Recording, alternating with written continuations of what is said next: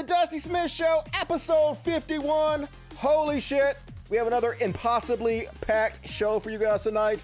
How the fuck do I do it? I'm gonna explain to you how I do it.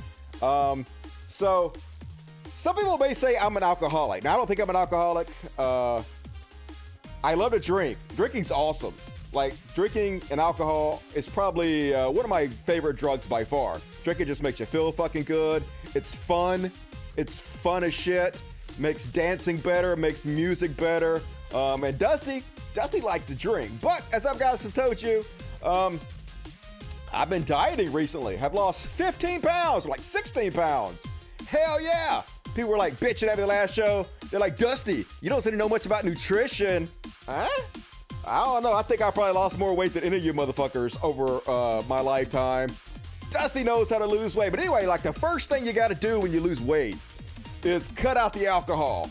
There is no such thing as low-calorie alcohol. It just doesn't exist. Like even light beer, there's no reason to drink light beer. The only reason it's light is because it has less alcohol than regular beer. If you're intended to get fucking drunk, you might as well just drink regular beer. If you're worried about calories, it doesn't make any fucking difference. So you got to cut out the alcohol. And like, it's been fine. I haven't had any problem with it. I have wine in my fridge right now, and I have not touched a drop of alcohol in like the last 2 weeks. And to be honest with you, I feel really fucking sharp. I felt really good the last few shows. I haven't fumbled over my words quite as much, even though I just did. I haven't fumbled over my words quite as much as I did before. And I've just felt fucking on. And I think a lot of that is because I quit drinking. And sucks because I like to drink so much, but I do admit I feel better and feel smarter, feel more intelligent, feel more eloquent without the drinking. So, and it also means that when I'm not drunk all the fucking time, I have more time to work on the show and I continuously find new content for the show, which is why the last few shows have been fucking packed as shit. And this show is no exception. Look at all the shit we have to cover tonight, folks. No way we're gonna get through it all. I might save the Karen section and do a patrons only show on Wednesday on Vimeo. I paid like almost $1,000 for a year of streaming on Vimeo and I've only used it once. I wasted my fucking money on that, so I need to fucking use it. It's a good outlet to make videos specifically for patrons only, so I might do that if we don't get to this part in the show. But we got tons of shit to cover. I'm gonna do the religious bullshit segment first because I didn't cover it on the last show, and we have a huge religious bullshit segment, so we're gonna do that. Have a pretty good sized celebrity bullshit segment, medium-sized Chud Watch, not too big tonight, a decent only in America section, small hero section, small what the fuck section, and we'll see if we get to the Karen too much section at the end of it. But anyway, how the fuck's everybody doing out there? Thank you for joining me tonight. That show at the beginning is Experience Machine by me, Dusty Smith. I have not released it officially yet. Maybe I will someday. Don't know. But people have asked me about that, and that is the answer to that question. Experience Machine, pretty cool song. Sounds like a video game. And I bought me like a bunch of these shirts. Hell yeah.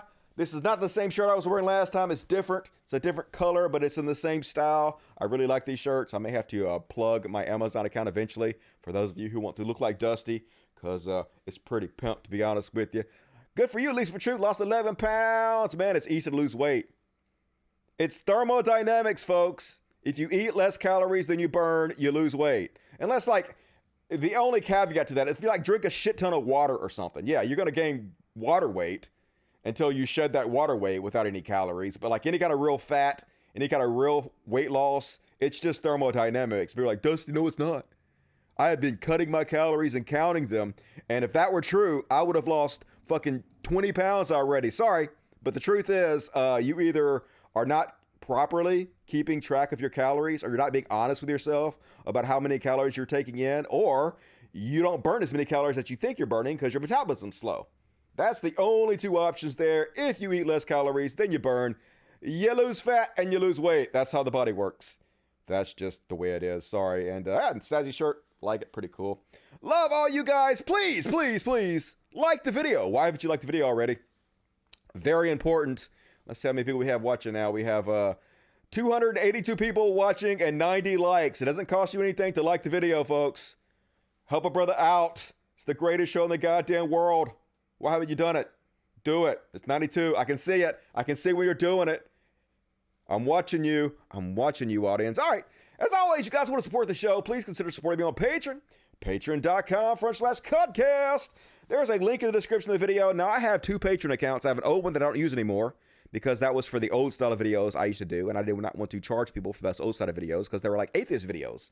And now this is mostly a political comedy show, and I was like, hey, you can't charge people who are paying for your atheist videos for this new shit you're doing. So I started completely over because I'm an honest motherfucker.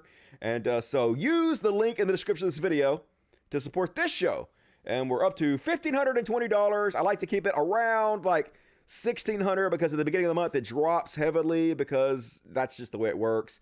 And I want to stay about $1,500 a month. So that's a fair price, I think, for all the work I put in the show. So if you want to support it, support the Animal Sanctuary, please consider chipping in $1 or $2 a month, whatever you can afford. Patreon.com. And also Super Chats. Lifeblood of the show, Super Chats. No questions dodged. Every question answered. Super Chat. Make sure this is plugged in.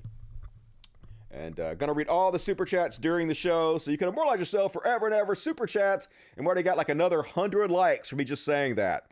So once again, like the video. Me saying it actually helps people like it. Amazing how that works. And Beltane421 says, buy something for the kiddies to celebrate my appointment for my first COVID shot. Hell yeah. You're gonna love the 5G service you get after you get your COVID shot. So good on you. Hero and Everglade. Popping your super chat cherry tonight. Hell yeah, pop my cherry. Pop it all night long. I love it when you guys pop my super chat cherry. And not your father. You don't know that.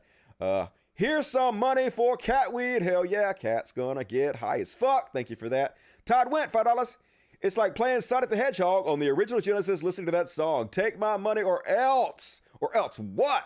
You sexy motherfucker. And Lisa for Truth. Even drunk, you sound better than these pea braids. Yeah, well, I never do the show drunk.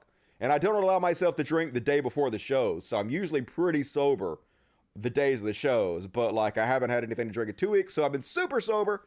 And I actually feel, like I said, sharp as a fucking tack. It's pretty cool, to be honest with you. And Cubic Lover, 1972. Hey, Dusty. Hey, Cubic. Here's some money for you and the animals. I appreciate it. They're all around me. I'm surrounded. If you guys are just tuning in for the first time on my show, 10 cats. That's what makes the show the best show in the fucking world. We have 10 cats always surrounding us at all times. This is Miss CC. She's like, what are you doing, Daddy? Don't snatch me up. Don't snatch me up. I don't want to be your star, Daddy. No, I don't want to be your star. All right, I respect your free will. But anyway, appreciate that. And Patrick, he is, whatever. Give me 20 pounds, and it's very generous, and says, love you, Dusty. I love you, Patrick. My wife loves you so much that I'm getting jealous. You oughta. Tell her I said hello. Love from Ireland. Hey, I won't do any like ridiculous Irish stereotypes, but love you back in Ireland. I want to visit someday. It's fucking beautiful out there. And all right, so you guys are saying the regular shot. We're going to crank up the show in a second. I'm going to roll through the show tonight because we have so much to cover. It's going to be awesome. Dusty, you're right, but certain medical conditions and medicals make it hard to lose weight. Yeah, of course. There are some medical conditions that thyroid problems that help slow your metabolism down. Absolutely. But it is still just thermodynamics. It's just that your body is not burning calories as fast as a normal person's. 9 out of 10 cats love Dusty. That 10th cat is an asshole. Fuck that cat. What else? Nice shirt, Dusty. Yeah, I appreciate it. Got them from Amazon. I got 4 of these. So I'm going to be wearing these on the show more often. I usually wear my t-shirts and I don't try to dress up very much, but I'm trying to be all sexy and daddy as fuck for you guys. So drink it in, motherfuckers. And will Mexico pay for it? Absolutely. Mexico can pay for everything. You know it. Trump said it. Got to be true. All right. Let's get on with the show. Like the show, goddammit. 200 likes, 355 watchers. There should be at least 300 likes. Do it. All right, first off, we're going to kick the show off with some religious bullshit because, where's that? Huge graphics.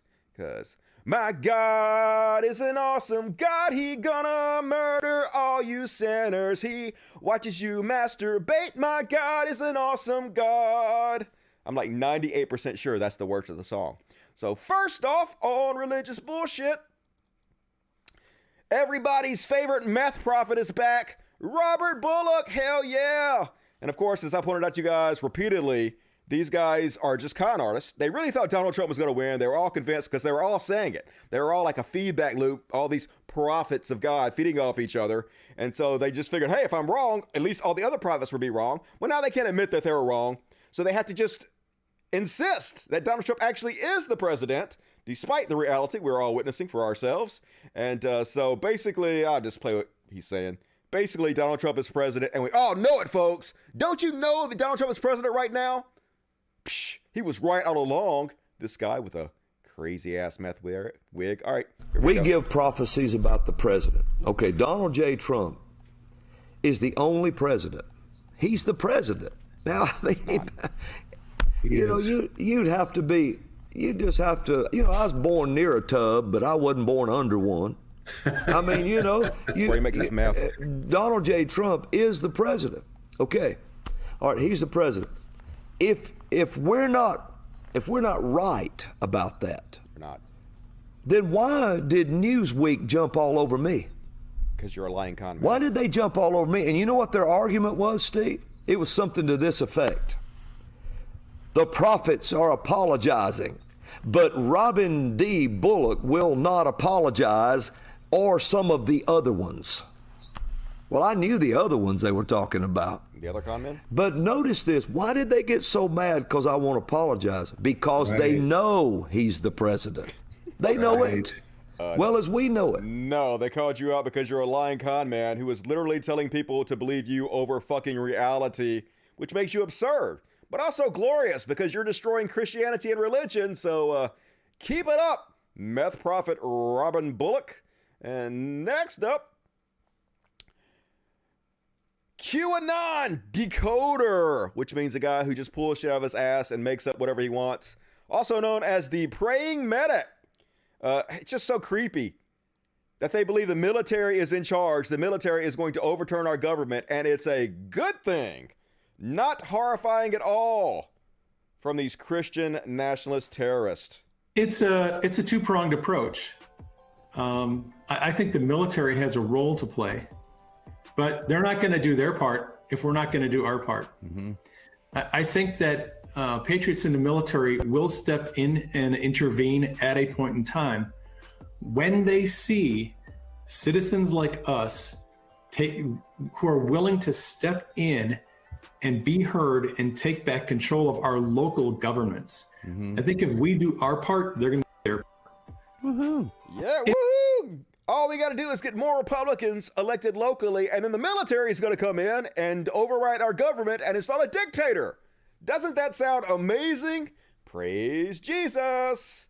And then there's this one from Hank Croonerman or Coonerman, or I don't know, whatever the fuck his name is. So he was another one of these who swore Donald Trump was going to win, and then Donald Trump didn't win. And so he is continuously lying and claiming Donald Trump is the president, like all the other false prophets.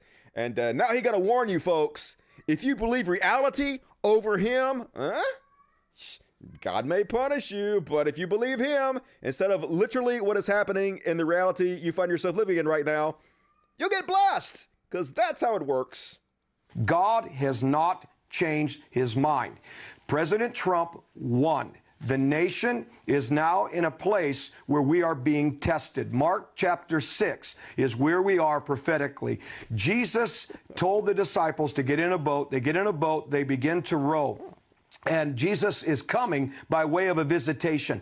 The disciples, which represents the church, misread the signs of Jesus' visitation and think that it's something evil. That's where a lot of people are at today. They cannot see what God is doing. They can't recognize the visitation. But yet Jesus was testing the church or the disciples. And the Bible says in Mark 6 that he intended to pass them by. It was a test. What would they do? Well, they were rowing against a wind that was blowing contrary. We're hearing contrary reports, contrary things that is dividing the nation, attacking the prophets, saying that, God is basically done with America. The prophets are wrong. So these winds are blowing. The disciples are rowing. A lot of chaos is happening in the boat. The disciples finally call Jesus in the boat, and something happens. A great acceleration begins to take place. Mark 6 says immediately they were on the other side. This is what is beginning to happen. We are now in the season that God is going to fulfill what he has spoken through the prophets. That's right, folks. Don't believe your own eyes. Believe him. He couldn't have possibly been wrong or a lying kind man, but keep it up, dudes. Love it. And another one. Remember Jeff Hansen? Jeff Hansen was out there, this dude, saying that God told him that Donald Trump was going to retake the White House by the end of April. And now we're into May 10th. And is Donald Trump in the White House? No, he's not. But of course, they can never admit they're wrong. He swore Trump was going to be elected to begin with. That didn't happen. He swore he's going to come back in April. That didn't happen. But now he's just pretending like it did happen because it's what they do. He posted this on Facebook. I see a new mantle coming over America. Again, the flag will rise, and the great shall be her glory. She shall sail the seven seas like a royal eagle with many crowns and royal gown. And then he responded, are you ready? The season of dancing in the street is upon us, as the trump is sounding, and the time of presidential occupation is here. Yeah, it's here, folks. Isn't Trump occupying the White House right now? It's happening. It's all happening, except no, it's not happening. He lost to get the fuck over it. But it's like Jesus. They keep waiting for Jesus to return. Trump is their new Jesus, so it's the same playbook. Keep telling your idiot followers over and over again he's going to return any second now, and it worked for Jesus. Why wouldn't it work for Trump? And it does. It does. They're making lots of money off of it, but they're also destroying their religion. So cool. And same dude pretending, hey, yeah, I said Trump's going to be back in office in April, and believe me. Went from right wing watch, do it. Today is the May the 4th, and listen, I haven't been on for a while, so I just wanted to be able to come on and say, look, it's May, and what's coming can't be stopped. There's all kinds of amazing things that are happening, and I'm talking about President Trump. I'm talking about him coming back into power, and I'm talking about the church. I'm talking about everything that God promised, back-to-back terms, everything that God has promised with this election and overturning corruption. And sometimes we as human beings, especially Americans, we need to be shown. You can't just be told, we have to be shown. So look, guys, this is an amazing time. Watch what happens. We're at the door. Things are happening. And we're going to see a massive turn in this great nation and the world. So God bless you. Take care. But we're not. Nothing is happening. Nothing is changing. It's a cult. Like I said, their new holy messiah is Donald Trump. So they can't possibly let it go, but keep it up. And he didn't seem to mention the fact that he recently got fired from his church. Yeah, true story. This motherfucker got fired. But here's the sad part. He didn't get fired for spreading ridiculous lies about Trump and telling people to believe him over their own eyes of reality. No, they didn't have a problem with that. The church loved that. They fired him because he cheated on his wife. Yeah, that's what it takes to get fired. Cheating on your fucking wife. So these guys who are in the Trump cult, I guess they're getting more attention to themselves now because a shit ton of conservatives, they are just cult members now. They love this. They follow these people because they give them false hope. And so now that he's getting more attention, I guess he's getting more attention from the ladies. So Christianity is just a fashion accessory to these motherfuckers. You want to talk about virtue signaling, which is a term I hate, but it's a perfect term for these motherfuckers. That's all Christianity is to them. It's a way to virtue signal about how moral and pious they are when they fucking ain't. Well, here's a bit of a shocker. Jansen has now been fired by Global Fire Ministries International. The website for Global Fire Church in Murfreesboro, Tennessee, now lists his wife, Jan Jansen, as a senior leader, but not Jeff. But Jeff is no longer listed there. Furthermore, the website for the ministry itself is no longer publicly accessible. Very brave. That's what Jesus wants you to do. Hide all the information. So what happened? Yesterday, I received a tip that the ministry had sent out the following email to members. They haven't publicly posted it, but this is what they said. It is with deep sorrow that Jeff Hansen has been asked by his board to step down as co-senior leader of Global Fire Church and from Global Fire Ministries due to unscriptural and unbiblical behavior, not lying, not being a false prophet, cheating. That's where their line is. He was asked to step down in April, and this was made public in the church body on May 2nd, 2021, and a statement was released to partners and friends on May 5th. Due to a pattern of making poor moral choices and bad coping mechanisms, character flaws became obvious, which disqualified Jeff from the New Testament leadership. His lifestyle in the home, traveling on the road, and in the house of God has fallen below biblical standards laid out for those in leadership. He has been confronted concerning these flaws numerous times over a period of time. Rather than submit to the process of healing and restoration, Jeff recently made an intentional decision to leave his wife and family to pursue his own desires. Yeah, he getting his dick wet. Fuck my kids, fuck my family, fuck everything I've claimed to stand for. Pussy, y'all. That's really what it's about to these motherfuckers. He remains unrepentant and unremorseful. It could be a dude, too. Maybe he's gay. Maybe that's what they have a problem with. I don't know. Any pursuit or further ministry on Jeff's behalf is not under the umbrella of blessings of Global Fire Ministries. Global Fire Church will continue to thrive. Our church was built on the importance of family, and that will remain. Your prayers are all greatly appreciated. Yo, fuck your prayers. You guys should have got rid of him because he's a liar, but thoughts and prayers to that dumbass. And Joe Biden, been in office for over 100 days, like 4 months now, but everybody's favorite blue-haired.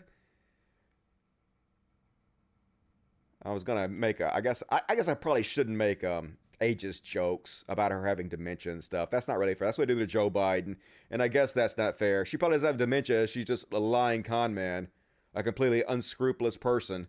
So anyway, Trump's still the president, y'all. Believe her. She knows what she's talking about. Still remember the comment made on the fake inauguration day when Trump turned and he said, "Well, good luck with that." That was his comment to the left, thinking they were actually had won and were taking over. He said, "Good luck with that." He knew so many things already that would begin to happen. Number one, they don't have the military on their side. Woohoo! And let me tell you who they love. The military love, you know who? Number 45, that's who they love. And guess who is our president? Number 45, that's who our president. They're just literally insane fascists who want the military to take over our government and do a coup and put in a king, a dictator. And they're like, it's a good thing. It's just so crazy to hear them just admit it, not try to hide it in any way. But it's bizarre because conservatives forever have been speaking out against authoritarianism, even though they're the ones who are authoritarians. Mask off. President is, if you didn't get that, his name starts with T, not B.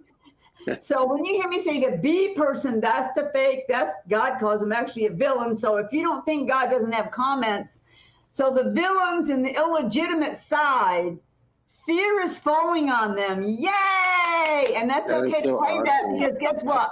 They are not an authority. God reminding me again like he needs to. He said, remind them, they are not in power. They have stolen. When you're in a race in the Olympics and you lose, you don't win. You have no authority, no say. There's no celebration, okay? That is taken away.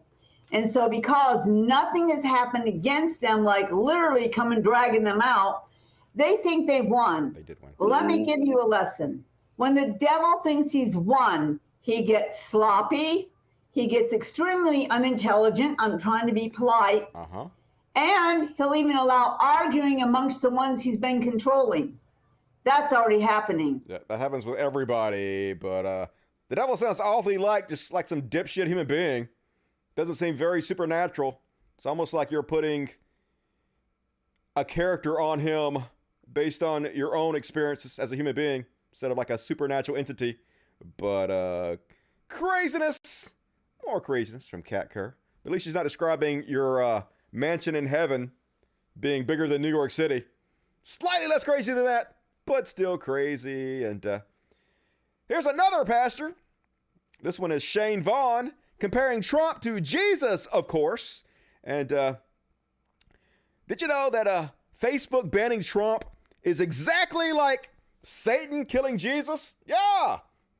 Facebook banning somebody for fanning the flames of violence and lying about the election results is exactly the same as torture and murder, according to the crazy Christian assholes. Another one from Right Wing Watch. Do it. we need 100,000 patriots to become reporters for Donald Trump. Get his words out there, since they wanted to be so smart that they wound up being stupid. Because they made the same mistake that Satan made when he killed Jesus Christ. Wait a minute, wait. First of all, wasn't Satan killing Jesus Christ an integral part of God's infinitely wise plan? Didn't he literally send his son to die on purpose, to die for our sins? What the fuck? Doesn't seem like Satan had any choice whatsoever when the all-powerful God had this as the central part of his incredibly wise plan. I don't know. It doesn't seem very consistent there, dude. By killing that one man and killing his voice, he created a world full of little Christians that echo the message of Christ. See? Literally not why Christianity spread. Christianity spread because it was picked up by the Roman Catholics, by the Romans. Spread that fucking way.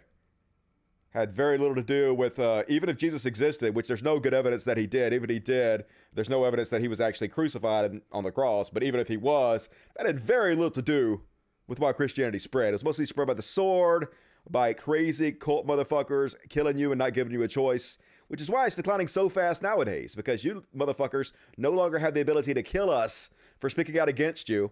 And as soon as that happened, that was the demise of your religion. Stupid on the devil's part. The Bible says, had Satan known what was going to happen, he would never have crucified Jesus Christ. Because what he did was he started a harvest of Christians that echo the message. He only had one man to deal with. Now he's got a whole population full of us. Same thing they're doing with Trump. Let him crucify him. But we're now the echo, and we're going to put it on every page, every Twitter account, everything we got. He's literally their new Messiah, folks. Trump is the new Christian Messiah, which is weird. Like, even, at least Jesus, for the most part, was a pretty cool dude. The character, the fictional character of Jesus in the Bible, for the most part, was doing good. Unlike Trump, who's just one of the most giant pieces of shit on the goddamn planet who's ever fucking lived. Just a billionaire who clearly does not give a shit about anybody else, who can barely fucking form a sentence, who's as corrupt as they fucking possibly come. But yeah, it's just wild. Now, because the oversight board didn't rule that we couldn't share Trump content, it's allowed on Facebook for now anyway. So take advantage of it while we can. All right, so that's great news, isn't it? All right, so let's go back over here. And let's come back over here and cancel that. And now y'all can come back into my office, all right? Good. Okay, so there we go. That's the plan. I'm ordaining all of you right now as evangelists of the Trump revival. Literally deifying Trump. Good Lord. I mean, the one good thing that came out of Trump is he might actually severely damage the Republican Party in the long run, and he's definitely severely damaged Christianity. So I guess if we had to look for silver linings, that's a couple. And did you know that you're not a real preacher unless you stink and have immense body odor? Here's evangelist David Heaveners explaining it to you. A real preacher, what does he smell like, David? Well, let me tell you something. When a real preacher gets up and starts preaching the gospel, and I'm talking the sweat starts flinging, and sometimes the saliva starts shooting out, and their eyes start bulging because the Holy Spirit gets a hold of them, they work up what we call body odor. And here's my thing. Any pastor that does not have body odor that I can't smell, chances are that pastor is not preaching a real sermon. If I can't smell his sweaty ass, he ain't a real preacher. If his ass water isn't staining his underwear so much where the pungent scent assaults my nostrils, nope. No Holy Spirit on that motherfucker. Like, gross, dude. Like, put on deodorant and shit. Axe body spray or something. I work out all the time and get sweaty, and I don't have, like, extreme body odor. That's just basic hygiene, you nasty motherfuckers. And next up, this is sort of maddening. This happened twice. So an atheist gets up and gives an invocation at the beginning of a state meeting, and It's perfectly legal for them to do this. Christians have been giving their invocations forever. And so finally atheists sued where they can finally be allowed to give invocations. And they give up and they get up and they give very adult, reasonable invocations. And then as soon as they're done, some Christian stands up real quick and tries to cancel out their invocation with a prayer because they can't let fucking atheists or secular people have anything without them showing their fucking ass. And here's an example. This is Sarah Ray, the co-founder of Atheist Community of Polk County, getting up and giving her invocation at the, where is it at? Polk County, Florida. Thank you, commissioners, county staff, and good morning. We come here to do the business of county government, a deliberative body close to the people. As we gather, we are reminded that in our differences there is great strength. We do not all think the same way or believe the same things, yet we are linked by our common humanity and our shared origin. When we work together to move our community forward in a spirit of mutual respect and common decency, we showcase what is best about our county. We embrace many traditions. We are Christians, Jews, Muslims, Hindus, Buddhists, Sikhs, humanists, atheists, agnostics, unaffiliated, uncertain, and so many others. We are straight, gay, and transgender. We are young, old, and everything in between. We represent dozens of ethnicities and nationalities. We run the gamut from conservative to liberal, many a blend of both. I would be remiss, of course, to mention that on this Star Wars Day, may the 4th be with you, that many would argue strongly instead for Star Trek. To be sure, we do not agree about everything, and we often feel fiercely protective of what we do believe. There is great passion in our beliefs, and rightly so. But there is one thing on which we all agree. We share the goal of making Polk County, our county, the best place it can be. And we unite here today around that noble aim and common purpose. Thank you. So absolutely reasonable. How can anybody have any issue with that whatsoever? Just an adult statement by a decent human being. But of course, nope, gotta cancel you out because that's what they do. Would everyone please stand and bow your heads? Father God, thank you for this day and for your mercy and grace. We ask you for your guidance and blessings on this meeting and our county. In Jesus' name, amen. Yeah, fuck off. Can't just let a secular person have their invocation. Gotta trump over them. And it happened again. I'm not gonna play this one for you, but it happened again. And another Florida town. Completely maddening. Twice in 1 week. Gonna skip over that. And embarrassing. Disgraced former president of Liberty University, Jerry Falwell, who is a literal cuck. I'm not saying that as an insult. I don't use cuck as an insult. I'm using it as a descriptive term for someone who literally likes to watch other men have sex with his wife, which he does. They paid off the pool boy to have sex with his wife. Probably him too, but we don't know about that part. Anyway, he ain't doing too well, folks. He got fired from the university. They're suing him for $10 million. And so he was having like a party at his house, and he invited all the Liberty University seniors to come to his house for a big fucking party, which is creepy as shit.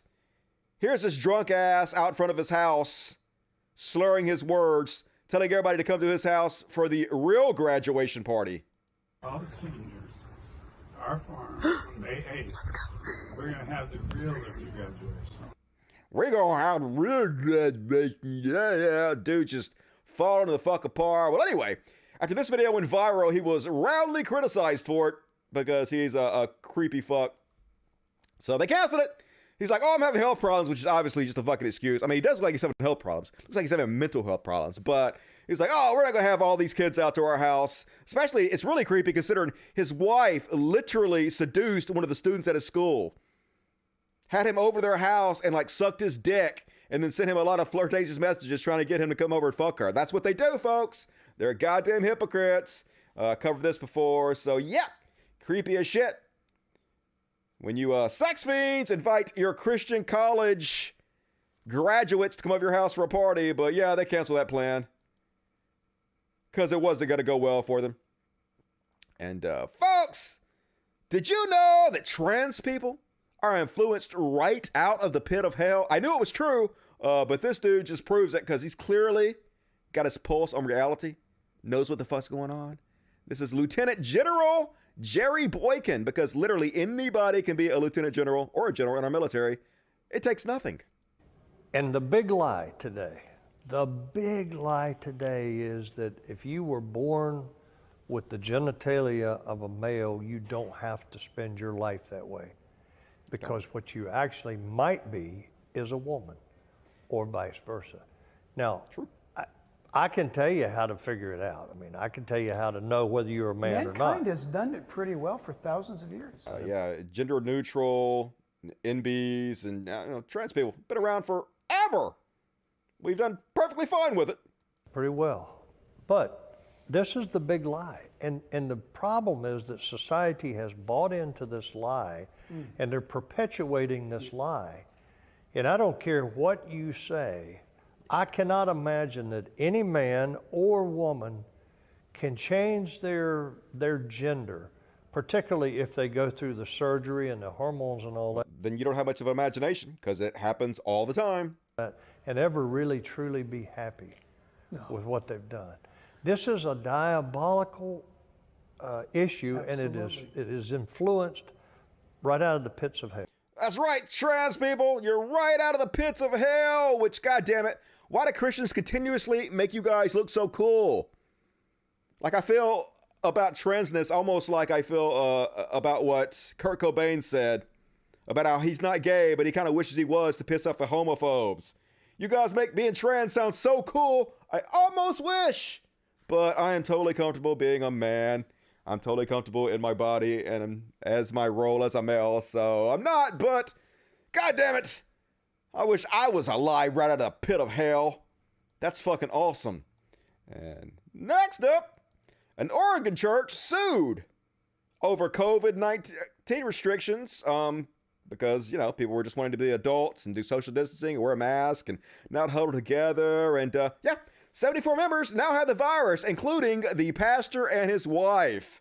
So super spreader. It's a death cult, folks. And apparently they're going to kill us all with them. We're never, ever going to reach herd immunity because of these people. And radical right-wing Dave Daubenmire wants you to know, hey, racism? We're not a racist society, folks, except when it comes to white people, and then, we're racist. But only against white people, for the most part.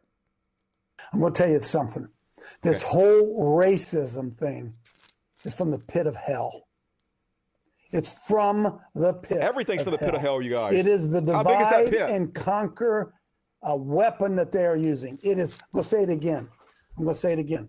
There is no racism in America. Oh, there's pockets of it. There's no, hey, folks. There is no racism in America. Oh, there's some racism in America, don't get me wrong, but there's no racism in America, except for all the racism, folks. There's a lot more of anti-Christian bigotry. Can you imagine if Reggie and his crew had shown up at a Black Lives Matter event? Now I can't even use them. What if they'd have shown up at a NAACP event and they started to harass them? What if all those white faces were there? So you're asking, what if a bunch of white people showed up and started harassing black people? If people would have had a problem with that?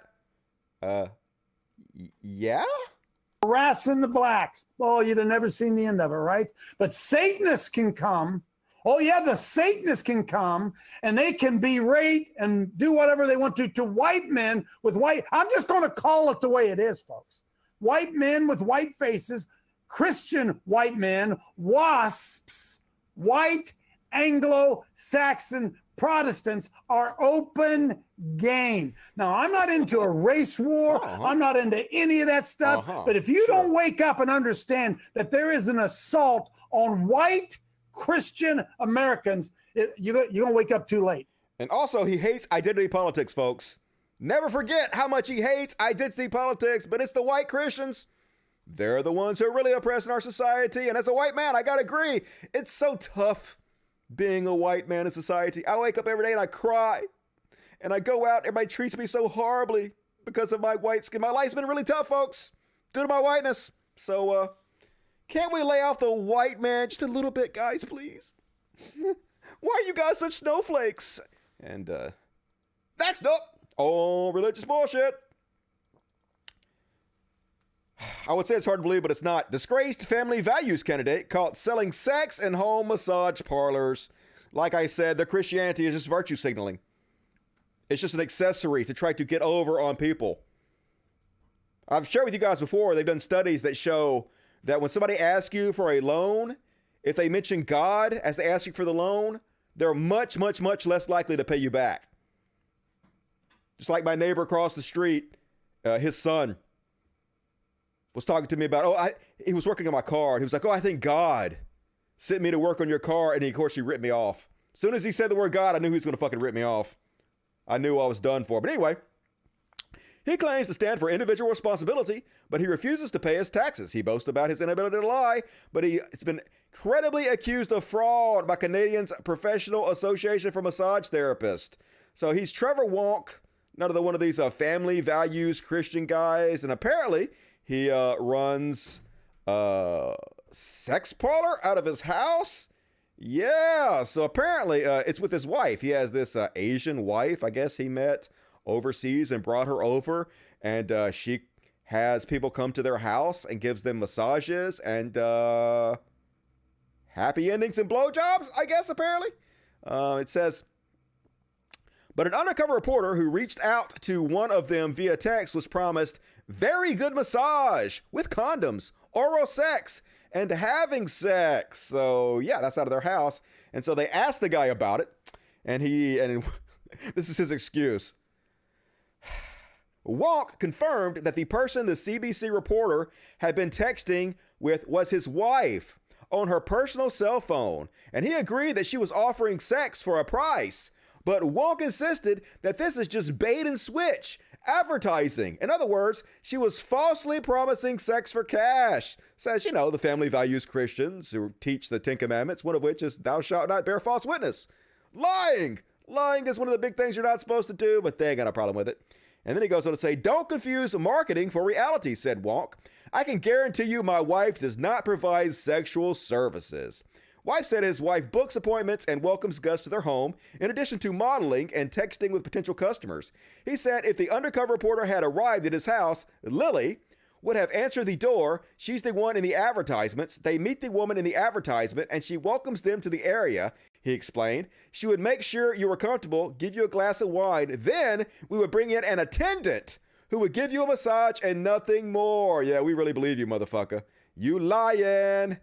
You let your wife give dudes hand jobs and blowjobs for money because that's fine. Like, sex work is real work. If you want to do that, just don't play. Just don't lie about it. Just don't pretend like you're some kind of pious, goddamn family values Christian, because you ain't. You're just another lying hypocrite like all the fucking rest of them. And here's another example. North Carolina pastor arrested for uploading graphic sexual content involving a child. Q, where you at, Q? Every week I cover these pastors, these reverends molesting children, yet crickets from the Q crowd.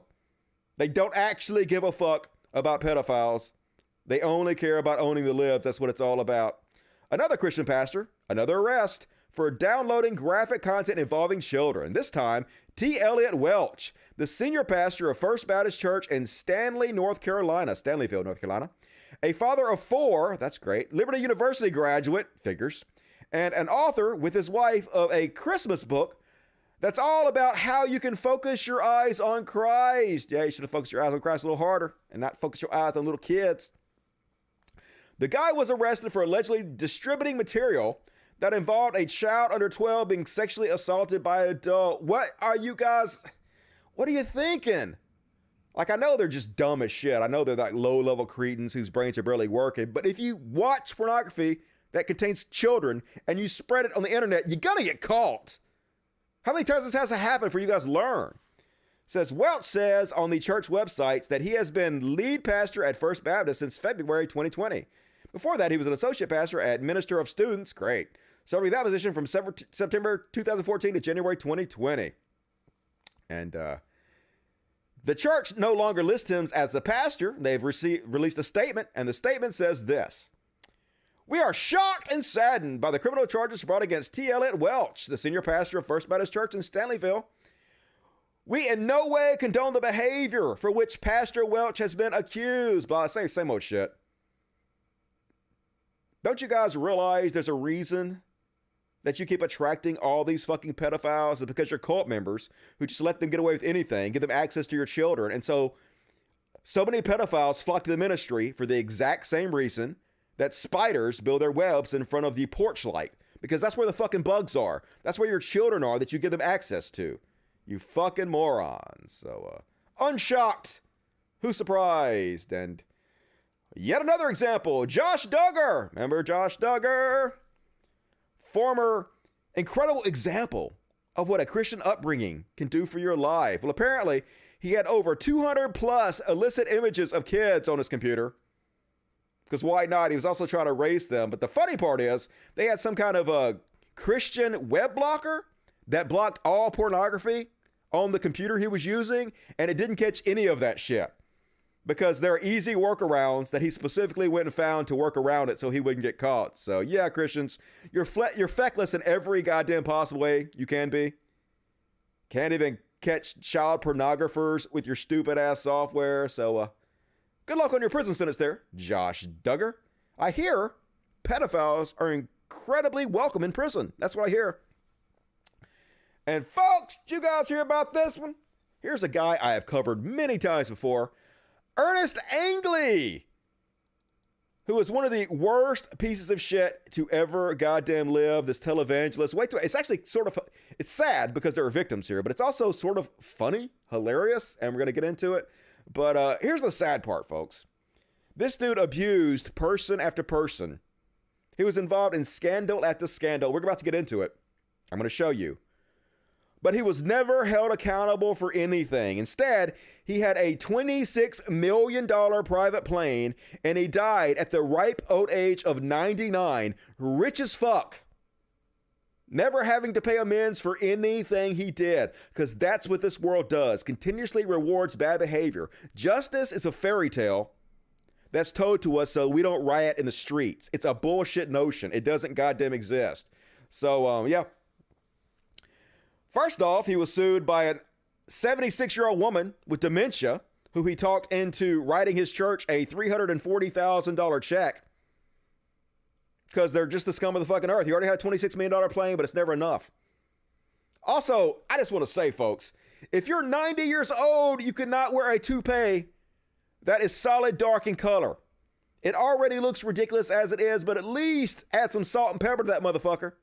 Now, those of you who are like, Dusty, you dye your hair. Fuck you, I'm not 90 years old. Not yet.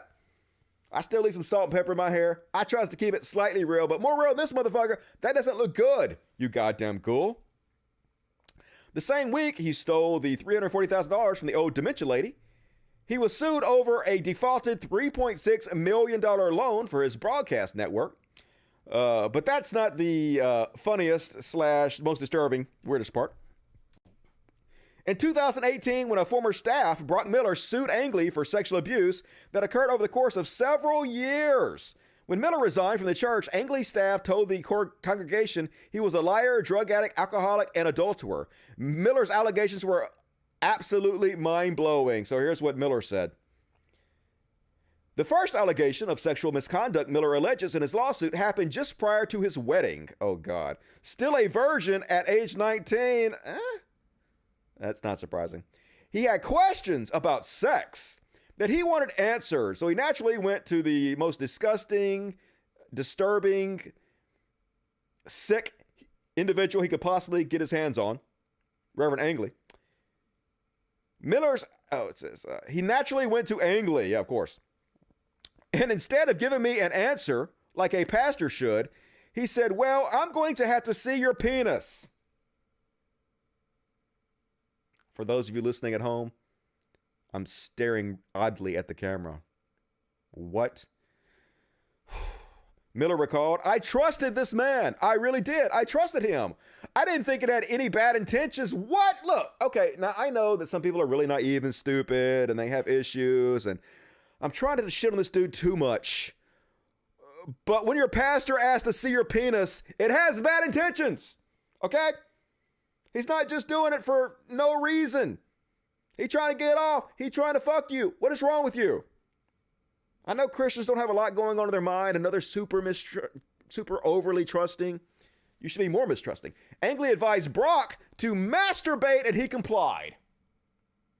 Now, I just got to say, at some point, it's on you a little bit when your creepy-ass preacher says, hey, whip it out and masturbate in front of me, and you're like, shh, I didn't think he had any bad intentions. That's on you a little bit, just a little bit. I'm not giving the preacher a pass or anything. A little bit on you. Years later, when Brock's wife became ill, Angley, he said, blamed the couple's sex life, and he ordered the dude to give him special massages just for Brock. Brock's moment of clarity came in Angley's bedroom during another anointing.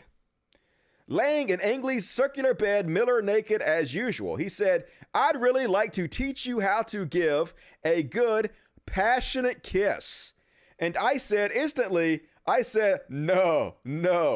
And it was just like the veil was completely lifted from my eyes, and I saw him in that moment for the monster that he was. That's what it took.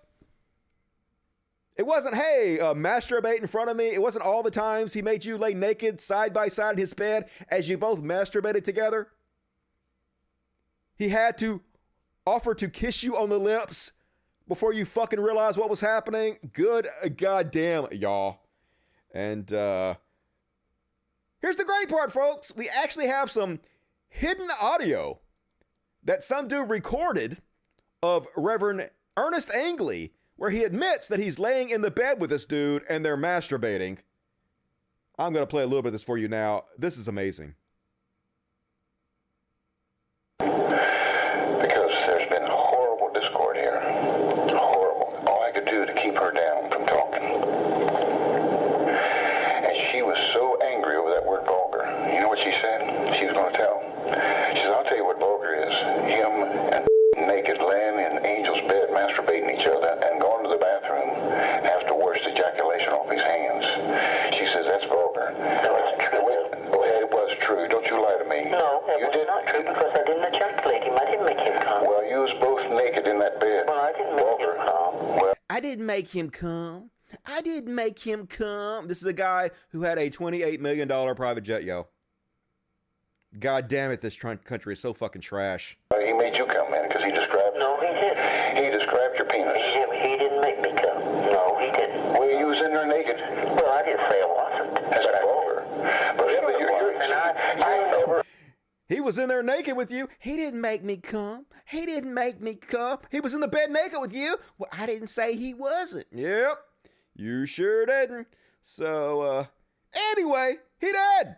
He dead as fuck. And I think I mentioned this before, that even Robin Williams did a parody character of this guy because he was such a piece of shit. Called his parody character Reverend Ernest Angry and did it in an album and on Saturday Night Live one time. But yeah, he still died at a ripe old age without ever facing consequences for anything he did. So fuck this goddamn country. And last up on religious bullshit, longtime viewer of the show Stax wrote an atheist book called Disproving God and five adequate reasons to be an atheist. He sent me a free copy. It's pretty good. Got some good information. It's just short but sweet. So if you guys want to check it out, it's on Amazon for $6.66. And that is my religious bullshit segment. Gonna do a big celebrity bullshit, but let's stop and check the super chats. Super chats. Anthony Gilanuzzi? I don't know. New to your channel. Good stuff, bud. Keep it rocking. Hells yeah. Welcome all you new motherfuckers to the channel. I've been doing this channel for 12 years now, but I've only been doing live shows for 2 years. I've been enjoying the shit out of it, so be sure to join me every week. I do this every week, 8 p.m. Central, 9 Eastern, every Monday and Friday. So I'm not really a part of the YouTube algorithm. I've been blacklisted. Nobody else who's popular really shares my content. So, and also, like, even if you hit the bell on my channel, oftentimes it will still not tell you I'm on. So just know, Mondays and Fridays at 8 p.m. Central, 9 Eastern, I'm going to be here. Just show up. Don't expect YouTube to tell you the show's on because they're not going to do it. Okay? I got to build my audience like grassroots on my own. That's the only way I can get this shit to work. So good to see you. Matthew Hanley, sex work is a family value. Yeah, I agree, but not the way that they pretend it is. Hung like Jesus, why do these people care so much about trans people? Pray tell. Well, because their positions are so unpopular on everything across the board. So they have to have something to scare idiots with. So they'll vote against their own best interests. And forever they use black folks and gay people. They still use them to a lesser degree, but it's become less socially acceptable to do that. So now trans panic, even though trans people make like 1% of the population, they're of no threat to you whatsoever. But a lot of people are not used to it. So it's scary. Anything new is scary. So they can use that to frighten idiots with. And that's why they do it. Thank you, Hung Like Jesus. So far, get a nice tea on me, Dusty. Hope you all doing well. Inshallah, hell yeah, inshallah to you, if God willing. God's always willing, because he don't exist. Jay West, 721, 149. Thank you, Jay West. Kubrick Lover, 1972. Dusty, have you read Nietzsche? I've read, like, the Wikipedia article about him. He's my favorite philosopher, even though I don't agree with him on everything, but he makes you think about things. Yeah, he's all right. I don't know, like, I prefer, like, more modern writers, modern thinkers. A lot of the stuff from a long time ago, it was great for that time period. I'm not saying Nietzsche's not. Nietzsche's fine. Nietzsche or whatever the fuck. It's fine. But a lot of shit happens in the last 100 years that a lot of those people could never have envisioned. And so you have to kind of have that frame of reference to understand modern times in the correct way, in my opinion. But yeah, he lays the groundwork for a lot of basic stuff that's pretty cool. Alan Williamson, awesome show. Appreciate it, Alan Williamson. $25 is very generous. Thank you for supporting me tonight. Love you. Dusty Williams, $4.99. What's up, Dusty Williams? Good to see you tonight. Jay West, $20 also generous. Thank you, Jay West. You know that feeling when you hear something so crazy, you think it can't get any worse. Right-wing pastors always find a way. I know, right? They always find a way to top themselves. Just crazier and crazier. But they're destroying it all. So good. Keep it up. Thank you, Jay. And Crit Lover. Trump's favorite movie is Citizen Kane, but I don't think he gets to the point of the film where money doesn't buy happiness. Yeah, it's like Elon Musk saying his favorite movie is Parasite, which is literally a movie about hating the rich, eating the rich, about how the capitalist system takes advantage of the poor. No self-awareness whatsoever. Bob Jones, Exodus 21 is my go-to chapter to shut Christians down. Perfect verse to expose its evil. Bring it up, the nearest Christian. Watch them struggle. All right, Exodus 21. Let's remind myself what that is. Anyone who strikes a person with a fatal blow is put to death. However, it's not done intentionally, but God lets it happen. They are to go free. Yeah, all right. If God wants you to murder somebody, it's fine. Just let them free. It's all good. Makes sense. And if they crucify Trump, or Jesus Trump, they're going to need a reinforced cross. I know, right? I want to use steel or some kind of new material or something. That dude's heavy. Sophia Tass, $5. Thank you, Sophia Tass. Appreciate it. Living Torture. I'd like to see God's comment sections. Yeah, I think God's got too much on his plate to fucking worry about the comments. Thank you, Living Torture. Katie Devitt. Religious effins, grifters. Shaking my head. They're going to be the end of the whole country. It's just really sad how much money they still make. It's 2021. It's hard to fucking believe, but it's true. Breaking Bad on our get $20. Thank you, Breaking Bad. Good to see you tonight. Very generous. Love you. Kitty Witty became a Dust Buddy. Hell yeah. You guys want to become a Dust Buddy? You get customized emojis to spam the chat with. It's $2.99 a month, and you looks like some kind of, I don't know. There's a way to do it. Next to your chat, you can put a Dust Buddy. Support the show. Good way to support it and become one of the cool kids. So thank you, Kitty Witty. Beast Nation 2009. Yo, good to see you. Take this money. I will. I'll take that money. Beast Nation, good to see you. Dusty, you are the man. Love from the UK. How can I be the man when you the man, Mr. O Willow? Appreciate that. Dusty, when are you going to be an anarcho-capitalist? I don't know. I don't even know what the fuck I am. I don't like labels too much. I'm too nuanced for that shit. But thank you, Living Torch. Appreciate it. Good to see you. Great show, Dusty. Appreciate it. Benetton66. You're awesome. All right. Anything else pop up real quick? Jenny Rue, what's up, Jenny? Good to see you tonight. Love you. But poor, sorry, not more. Hey, every little bit helps. It all adds up. I really appreciate Jenny. Good to see you. Callie Gearbox, did you know ancient Rome once had a trans ruler? I did not know that, but I am not surprised. I know a lot of people blame the fall of Rome on acceptance of trans people, which is crazy. We covered that on the show before, but it's been around for a long time. Thank you. Good to see you, Catalina, tonight. All right. More super chats if you guys want to. We need to go ahead and get on with the show. We're already an hour in. We still got so much to cover. And next up, we're going to resurrect my old segment called Celebrity Bullshit, Celebrity Bullshit. The segment is about celebrities and their bullshit. And first off, on Celebrity Bullshit, did you guys hear about the controversy with Olivia Wilde. Yeah, hot ass Olivia Wilde. I think she's dating Harry Styles or something. I think one of the Styles brothers. It's like a May December. You go, girl, get that younger man. But okay. Apparently there was some minor controversy where people were accusing her of making homophobic statements in an interview a few years back. And so here's the deal, folks. I read what she said. I'm going to read you what she said. And to me, it doesn't seem very homophobic to me at all. Of course, like, I would say that, you know, I'm a straight male. And so I understand that sometimes people with different life experiences have different viewpoints on things than I do. So I like to listen. But I actually went and looked up the controversy, what most people are saying about it. And most people are agreeing with me, even gay people. They're like, yeah, this is blown out of proportion. Now, you want to call it cancel culture or whatever, it's just stupid. This is a fringe of people pointing out stuff that seems like unfair criticism, but it's just a very small fringe of people. This is not a big deal. This has no major effect on anybody's life. Don't let them push the right-wing narrative that this is actually major shit that's hurting society. So here's what she said in a former interview. What followed her divorce was a man-eating sex bender that ultimately left her feeling so lonely she considered a soft kind of lesbian relationship. Just gentle kissing and scissoring. That's it. Until she met someone, hi Jason, and fell blissfully, hopefully, madly in love. I guess she means Jason Sudeikis, who is also awesome. They were together a little while. They seemed like they made a couple, but I guess they broke up. And but I don't know, is saying that you thought about being in a lesbian relationship? Kissing and says, I guess I could kind of see a little bit while that might be off-putting slightly, but it doesn't seem like a big deal to me, but I don't know. And then she said, it's been 4 years since Olivia Wilde last visited off camera, and a lot has changed. She had another child, taken a step back from acting, and embarked on a completely different career path as a director. I almost feel like someone who's come out of the closet. There's this feeling of honesty about what I really want to do. And it's a level of comfort that comes from being true to yourself that I haven't felt in a long time.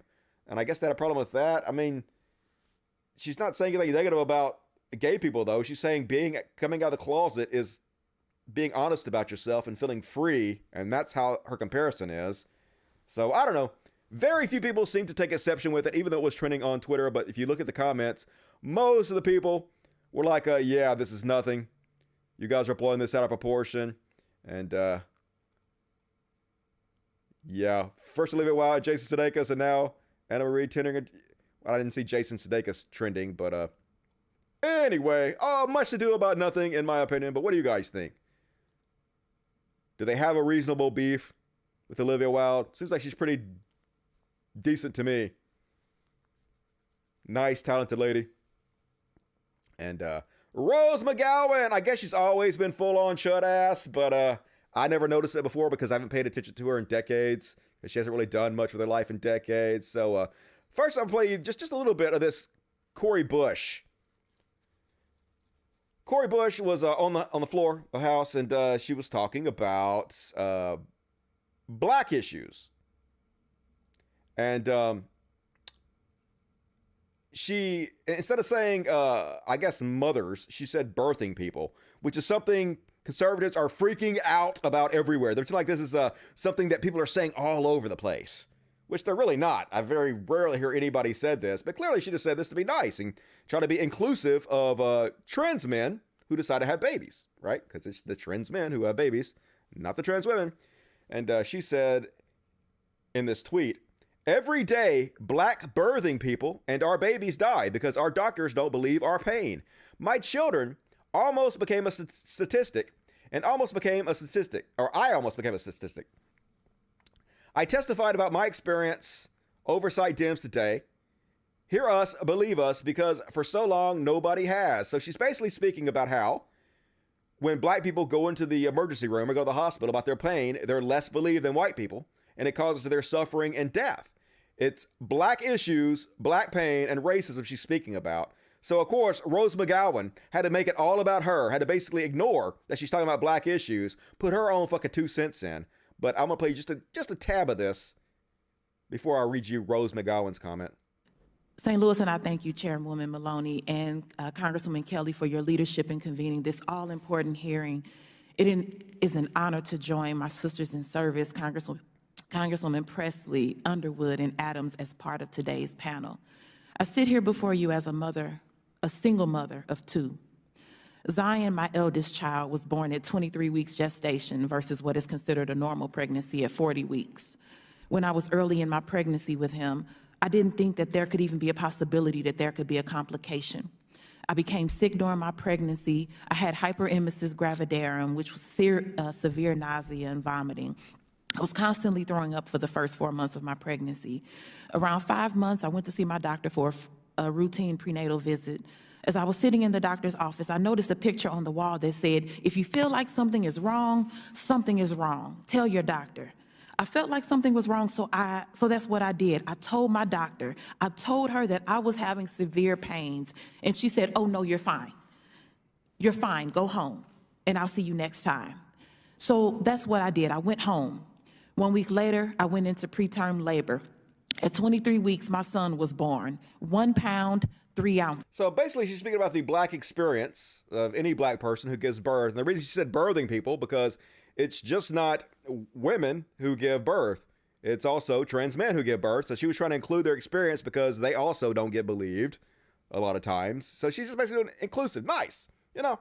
But it's not something people use very often. Like, I've very rarely ever hear anybody saying this. But of course, she's talking about black birthing issues. So Rose McGowan had to make it about her. And Rose McGowan tweets, birthing people, I'm empathetic to you. I'm empathetic to your painful and unfairly traumatic experience. But, here comes the but, why are you smearing bio women to virtue signal to trans women? Oh, good God.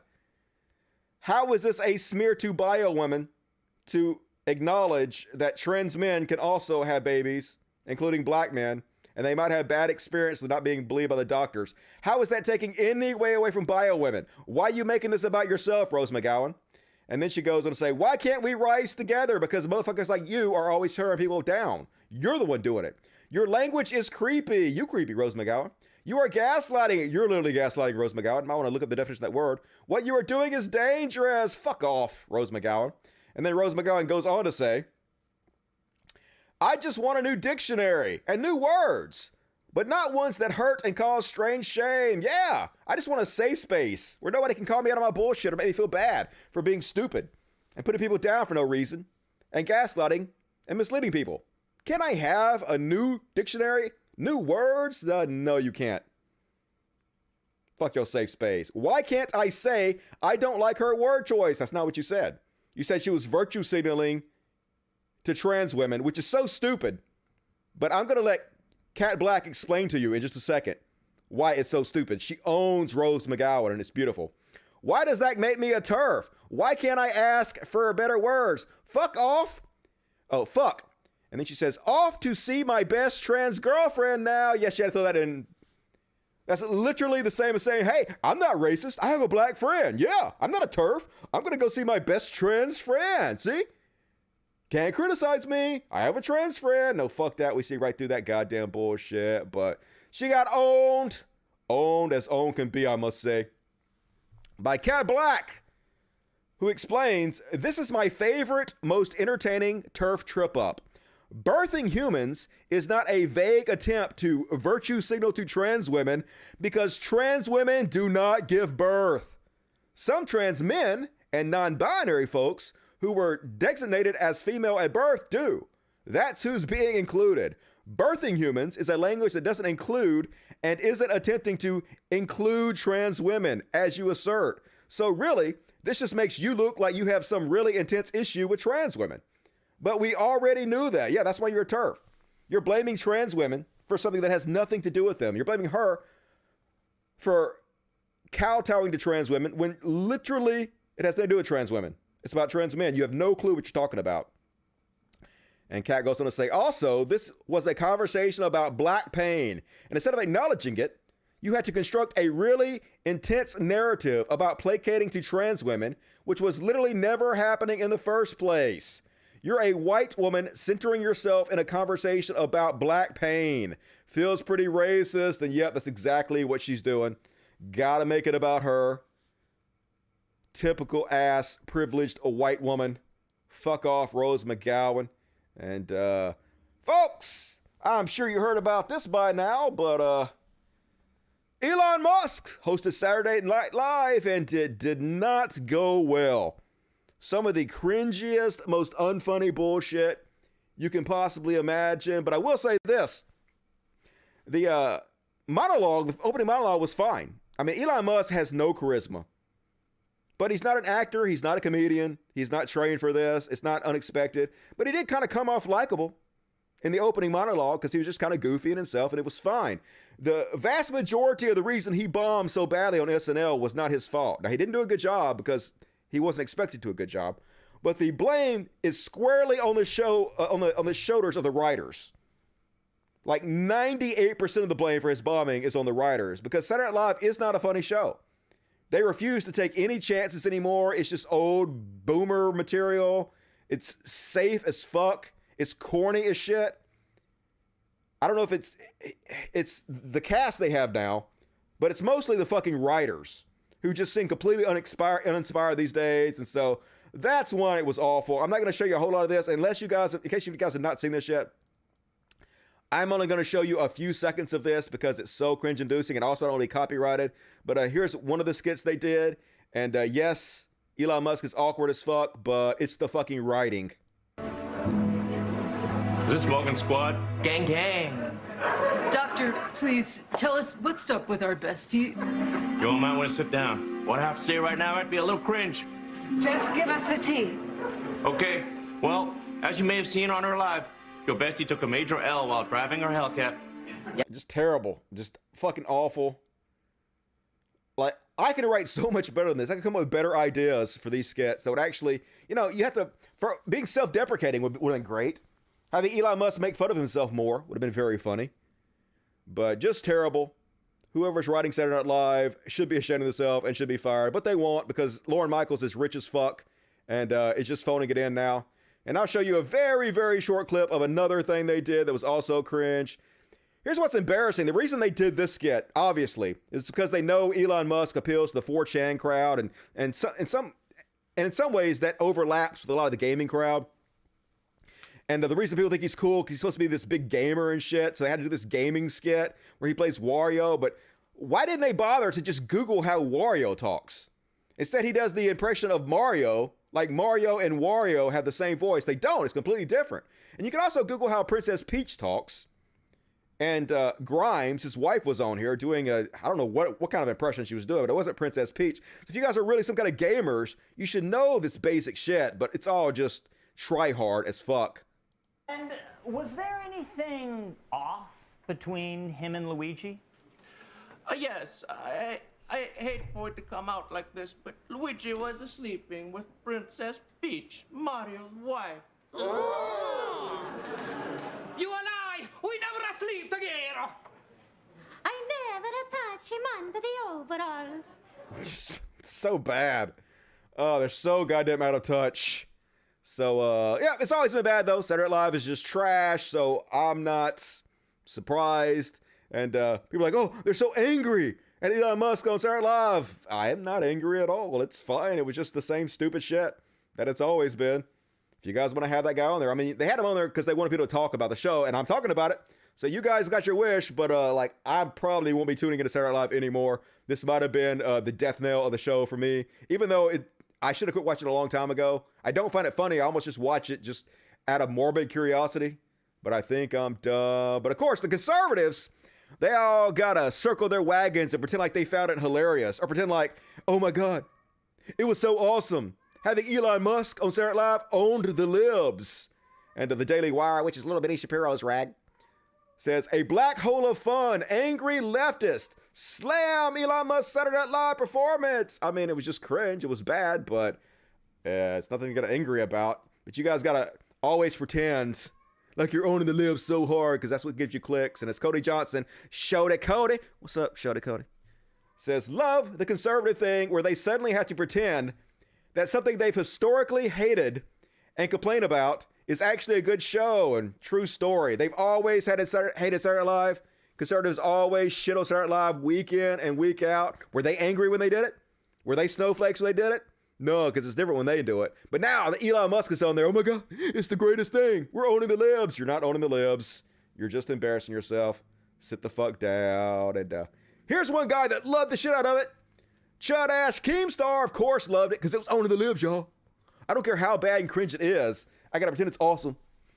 Because as long as I pretend like I'm owning the libs, it's all good. And Keem says, Elon is crushing it. Narrator, he wasn't. Watching TV for the first time since the Super Bowl to watch Elon SNL, ! General Z Hospital, crying, laughing at one of the worst skits ever. No cap. She's literally dead. So cringe. You're like almost 40, right, Keem? Good God, y'all. And this is like a Rorschach test. See whatever you want to in this tweet.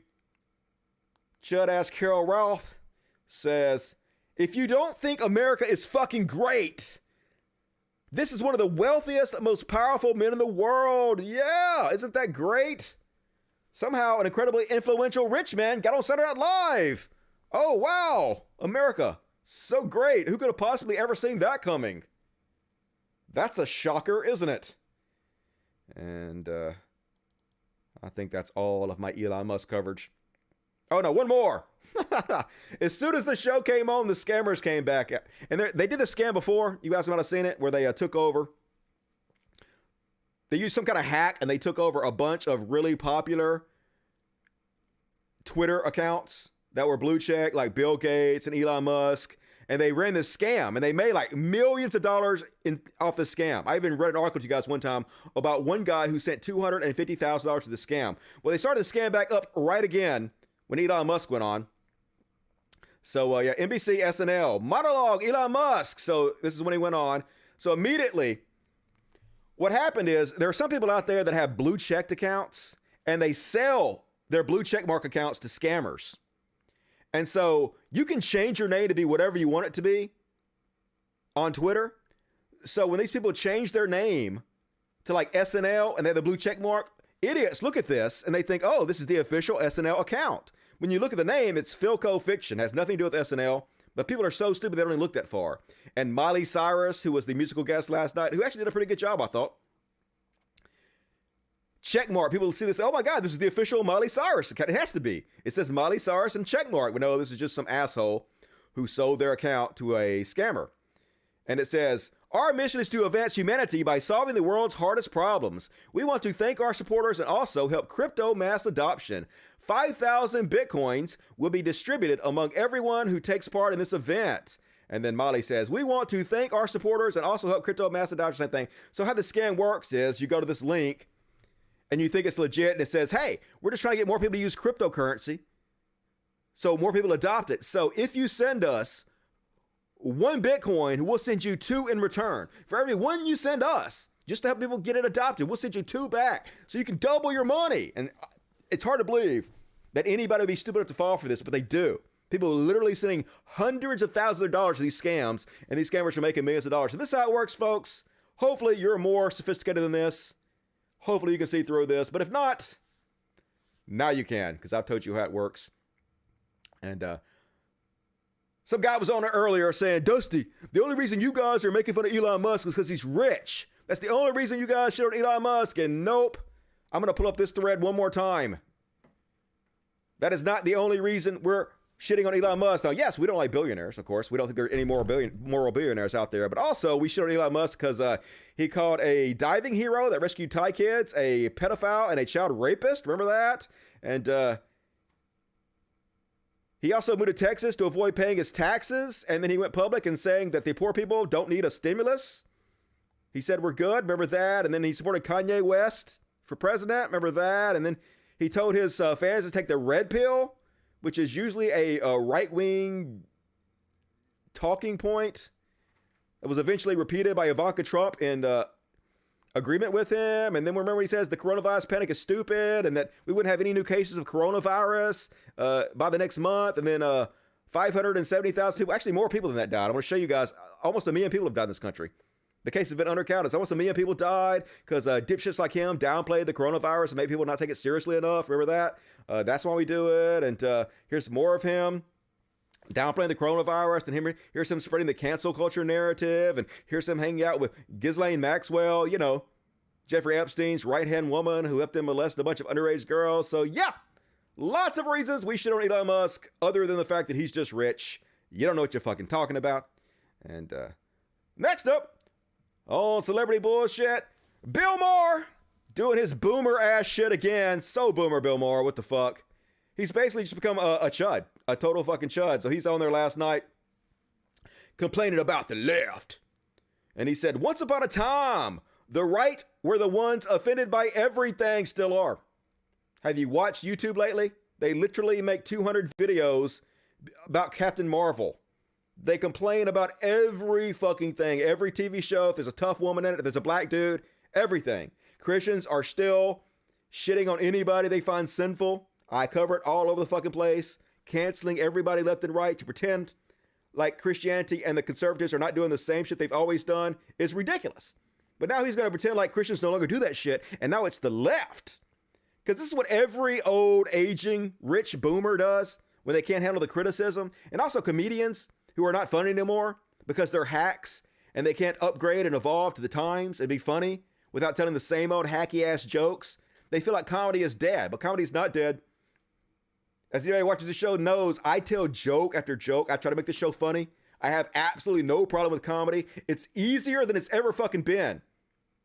As long as you're not stuck in the past, want to tell the same hacky-ass jokes that are no longer funny, you're fine. But he's old, he's out of touch, he's very sensitive about it, but it's true, Bill Maher.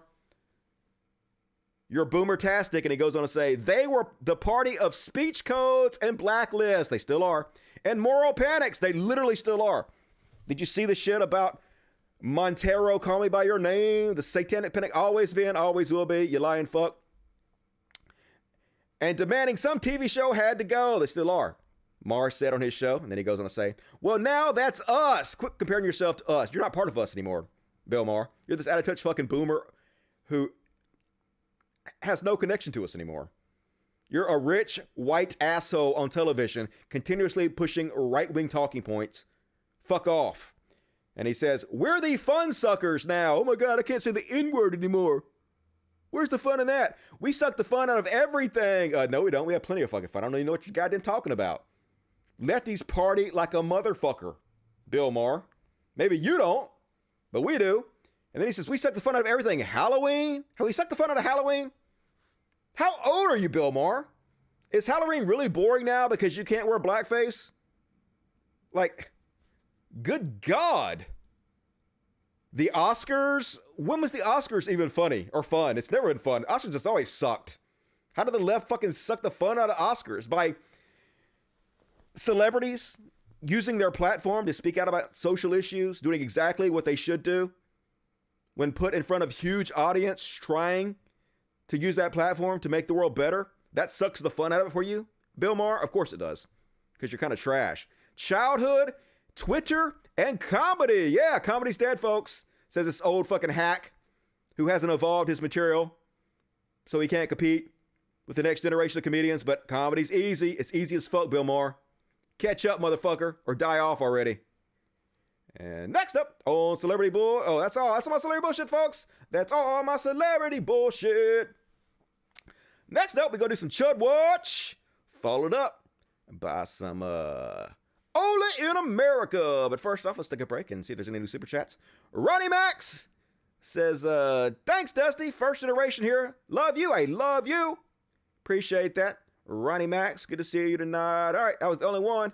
More super chats, please. I'm going to give you guys overtime. You better reward me for some fucking overtime tonight. Good way to support the show. Super chats. And next up, we're going to do some Chud Watch because we talk about chuds and we make fun of them. And first off on Chud Watch, the NRA put out their Mother's Day post.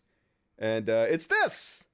Mama didn't raise a victim. And it's a picture of a mom with her, is that an AR-15, I guess, with a silencer on it, appears.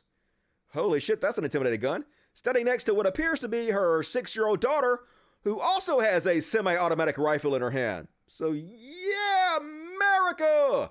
Happy Mother's Day! If you really love your daughter, you'll get her a semi-automatic rifle or some shit, I guess.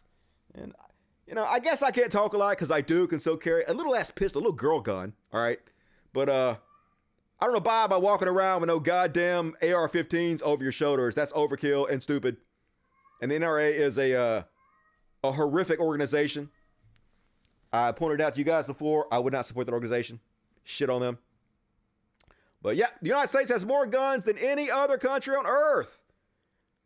We have more mass shootings too. Who aren't worth this connection? This happened at the mall this week. Just a typical day in America, where if you go to the mall, you have to worry about immediately having to flee for your life because there were multiple shootings there. Somebody got an argument with somebody else and they pulled out a gun and just started blasting away. Because why not? And also, at a birthday party, some dude walks in and shoots 6 people and then kills himself. Apparently, it was the boyfriend of one of the girls that was there. So yeah, just walks in, murders everybody, because America. What you gonna do? It's never gonna change. This is who we are as a people. And Greta Van Susteren, slackjaw. Greta Van Susteren. Gotta push these right-wing narratives that are bullshit. She says, to all those who reject the term Mother's Day, nobody rejects the term Mother's Day, literally nobody. In favor of Birthing Person's Day, literally never heard anybody say Birthing Person's Day except for Ben Shapiro. I don't know what you're talking about. Maybe there might be a very, very tiny percent of people that are now calling Mother's Day Birthing Person's Day, but I haven't seen this. This is not a major issue, but this is what they have to do. Their policies are so unpopular, they have to pretend like shit that is not an issue at all is some kind of major fucking issue to scare you with.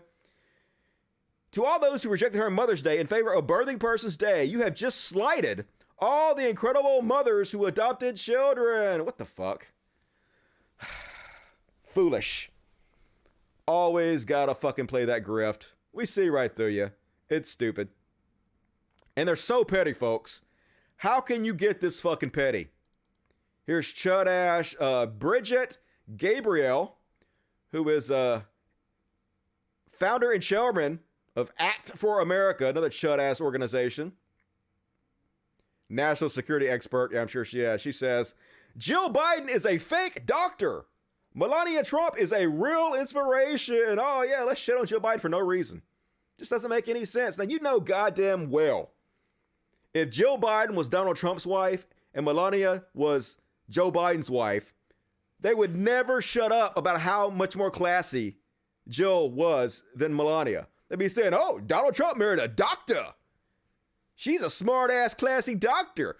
Joe Biden married a sex worker, married a prostitute. That's what they say. I'm not calling her a prostitute. That's what they'd say. Married a woman who did lesbian porn and was naked. That's the kind of things Democrats give us. They have no morals whatsoever. This is an assault on our country that this is the first lady of the United States. You know they'll be saying that. But they're so hypocritical. 100% double standard all the fucking time. And another example of how fucking petty they are. Here's Don Jr. saying Biden isn't the next FDR. He's the next Jimmy Carter. Imagine trying to shit on Jimmy Carter. Literally one of the nicest presidents we've ever had. Maybe the nicest. A guy who has spent his entire life after the presidency building houses for homeless people and shit. Jimmy Carter is a Nobel-winning peacemaker who didn't dodge military service. He's an environmentalist, fighter for democracy, works with his hands, serves the poor, created more jobs per year than Reagan and George W. Bush, and still with his first wife. Imagine shitting on him and pretending Donald Trump is somehow better. But to these people, they're so fucking evil that being a decent person to them is actually bad. Being a total fucking piece of shit, the biggest douchebag in the world, is actually good to them. That is what they celebrate because it makes them feel better about what fucking horrible human beings they are. A good person actually makes them feel bad about themselves, so they have to demonize them. And that's the entire conservative fucking party. This is your party, Republicans. This is what you stand for. You're trash. And good news, the Oath Keepers, the far-right militia, are now having a lot of problem getting new members.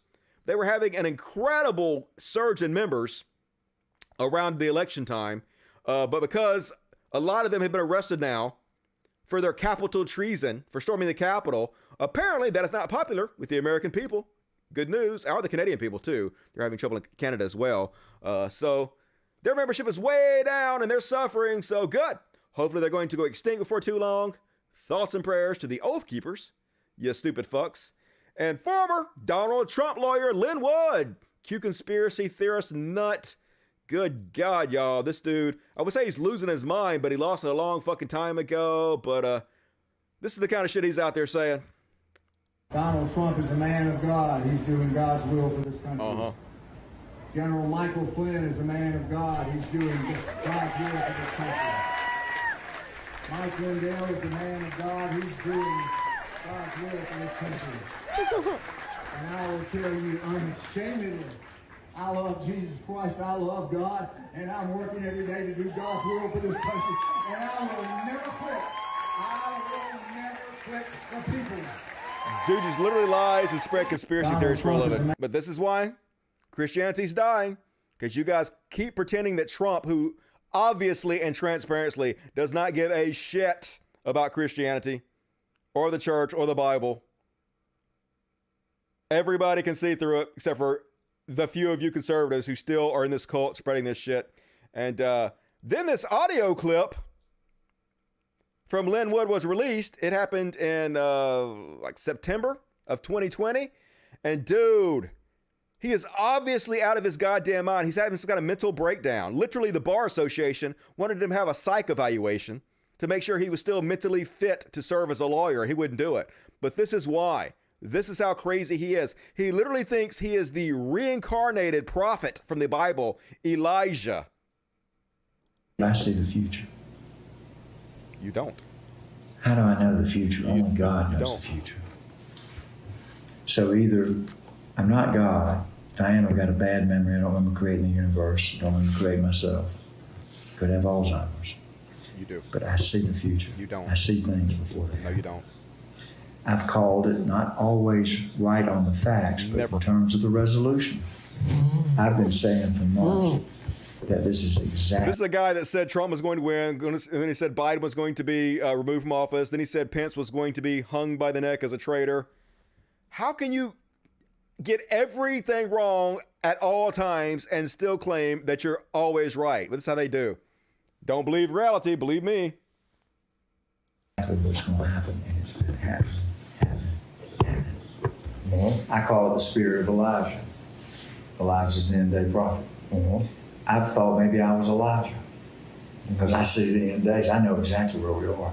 I've been saying for months that this was going to be culminating in the final harvest. It is. There are more people coming to God right now than ever before.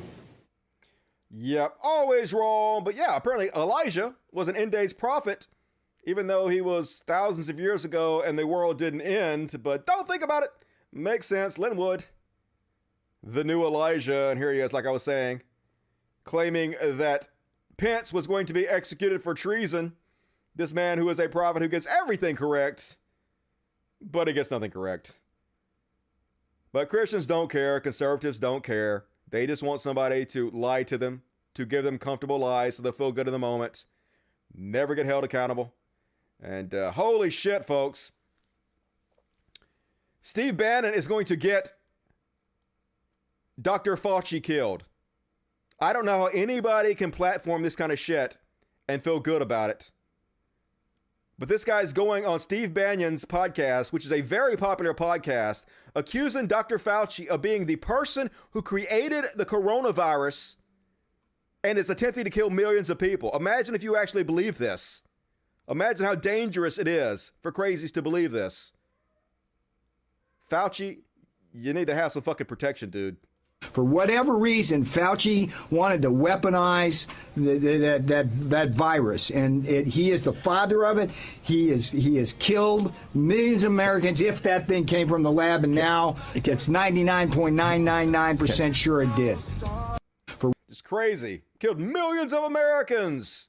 Fauci, like literally the only adult in the Trump administration trying to help people, of course, is the evil Bond villain bad guy who's murdered millions of Americans. Millions of Americans have not even died from the coronavirus, but it's actually more than we thought, folks. Over 900,000 is the actual new count. I'm going to show you in a minute. But yeah, as soon as that guy came out and said this, that Fauci was behind it, Parler began to parrot those talking points because that's how it works. Fauci financed the development of the Wuhan bat virus in China with our tax dollars while Obama was president. Yeah, definitely true. Not a conspiracy theory, but these crazy motherfuckers. Man, this is so dangerous. And Representative Jim Banks, another conservative chud ass, because conservatives are not sitting their best, going on Fox News to claim that because of Biden, our current economy, which is literally one of the best economies we've had right now of any president in modern history. It is a boom time like we've never seen in like decades and decades and decades. Or, according to Republicans, the economy is in a tailspin. Because why not? Who are you going to believe? Me or your own eyes? Is it just because of the fact that she's not as loyal to Donald Trump? Well, Chris, let's start with that. No, this completely misses the point about why we need a change in Republican leadership. Let me tell you, Republicans are almost completely unified in a single mission to oppose the radical, dangerous Biden agenda and win back the majority in the midterm election. And any other focus other than that is a distraction from stopping the Biden agenda from what it's already done in 3 months, sending this economy in a tailspin, the crisis at the border, making America less safe abroad from appeasing those like in Iran. Just total bullshit. Literally, the stock market's never been higher. Now, we had slightly disappointing jobs numbers last month compared to the month before, but it was still like 270,000 increase or something in a boom time. But Republicans, they got to lie. That's all they fucking got. And Mike Lindell, he telling the Dominion employees, hey, you better turn yourself in. You better listen to me because, hey, I'm very scary. And if you turn yourself into me for some reason, you'll only do like 10 years in jail. This dude is in total self-destruction mode. Dominion is going to own his ass. It's fascinating to watch. It's over for Dominion. It's too late to close the gate. The cows are out of the barn. Dominion, you did your best in Smartmatic to take our country through China. You did your best. You corrupt people. You tried to suppress our voice. You didn't. You failed. And I'm telling you, you Coomers of the world. What's his name? Is it Eric Coomer? Eric Coomer. Yeah, Eric Coomer. If I'm you right now, I am, instead of going over and making deals at Newsmax, if I'm you, I'm turning myself in and turning the whole operation. So maybe, just maybe, that you get immunity and you only get to do, I don't know, 10, 20 years. I mean, you're disgusting and you are treasonous. You're a traitor to the United States of America.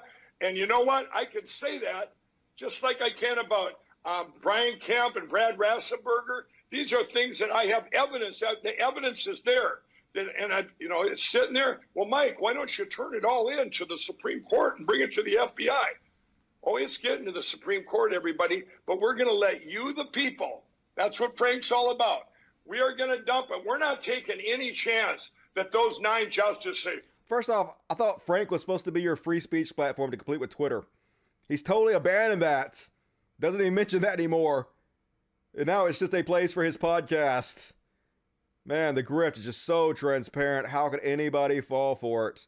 And last up on Chud Watch, Lauren Southern, the poverty sympathizer, has logged on. So this random person on Twitter posted this because they're obviously a representative of the entire left or whatever. They said, I have requested at Galway City Co. to introduce a number of these wheelchair accessible seats around Galway. We must do better and we can do better. So it's, for those of you at home, it's like a bench, but there's like a seat and then there's like an open space for a wheelchair to fit in between the seats on the bench. And there's another seat. And so Lauren Southern has to chime in to make fun of wokeness. Woke, which reminds me, have you bullied a lefty who uses woke as an insult today? Bully them early, bully them often. Lauren Southern says, wokeness is just fuck the poor for post-colonial studies majors, laughing my ass off. And our point is that, hey, if you make it like this, the poor can't sleep on the benches. So you're saying fuck the poor, yeah. All of us who don't actually want the poor and the homeless to sleep on benches, instead we want to provide them with homes and shelters and shit. No, we hate the poor somehow because we don't want them to have to sleep on benches. It doesn't make any sense, folks. It's just stupid as shit. God damn it. Lauren Southern, conservatives never sitting their best. Stupid as shit. And that's my Chud Watch. Let's read the super chats and we'll continue on some Only in America. And gonna, I don't know, probably hit some overtime. Probably gonna save the Karens to the Wednesday show. But for patrons only. So if you want to be a patron, you better sign up. Gonna be some good shit on there. But let's read the super chats first, then we'll move on. Meldrock, who in their right mind would listen to Pillow Fetish, Porn Stash? Tons of people. He has like tons of support. This is what the Conservative Party has become. He's like baby Donald Trump to them. And Teresa Champagne, $5. Thank you, Teresa. That is very generous. Good to see you. Proto, out of all liberals, I Hate Bill has to be number one. Yeah. He's so smug and condescending. The way he says wokesters and cries about cancel culture. God, he sucks. Yep. Always helping the right spread their bullshit narratives and talking points. Why are lefties helping them? Stop it, you fucking idiots. And Cupid Lover, Dusty. Dr. Fauci, I think, was a big help with stopping the progress of the AIDS virus. How can he be a problem with COVID? He has been a great help. Well, he's not, but of course, any decent human being has to be demonized because if you're a piece of shit, you have to belittle other people that are decent people to make yourself feel better. It's very simple psychology. And Beast Nation 2009, it's Tiller the baby killer all over again regarding Fauci. Shaking my head. I know, right? Remember when Bill O'Reilly called the abortion doctor Tiller the baby killer and literally led to his murder? That's what they're trying to do with Fauci. They're trying to get him killed. They have no conscience. They're evil pieces of shit who never take responsibility for anything. So if they get him killed, they're just like, it was not me. Don't blame me. I don't have any platform responsibility. Oh, but you do. And Roddy Max, thanks, Dusty. First generation here. Love you. Hey, love you back, Roddy Max. Good to see you tonight. Thanks for joining us. And one more. From right to left, I am a subscriber already, but I want to donate again. I never liked Trump, but you've been instrumental in my move away from modern conservatism. Living in other countries has also opened my eyes. Yeah, I hope so. Chronicling the train wreck of America, I hope wakes a lot of people up to how trash this country, I want to say it has become, but I suppose it's better than it's ever been, which is scary as shit because it's always been worse than this. So that's not good, but good to see you from right to left. Thank you for the donation. Appreciate that. And more super chats if you guys want to. Gonna roll right into the next section that I like to call Only in America.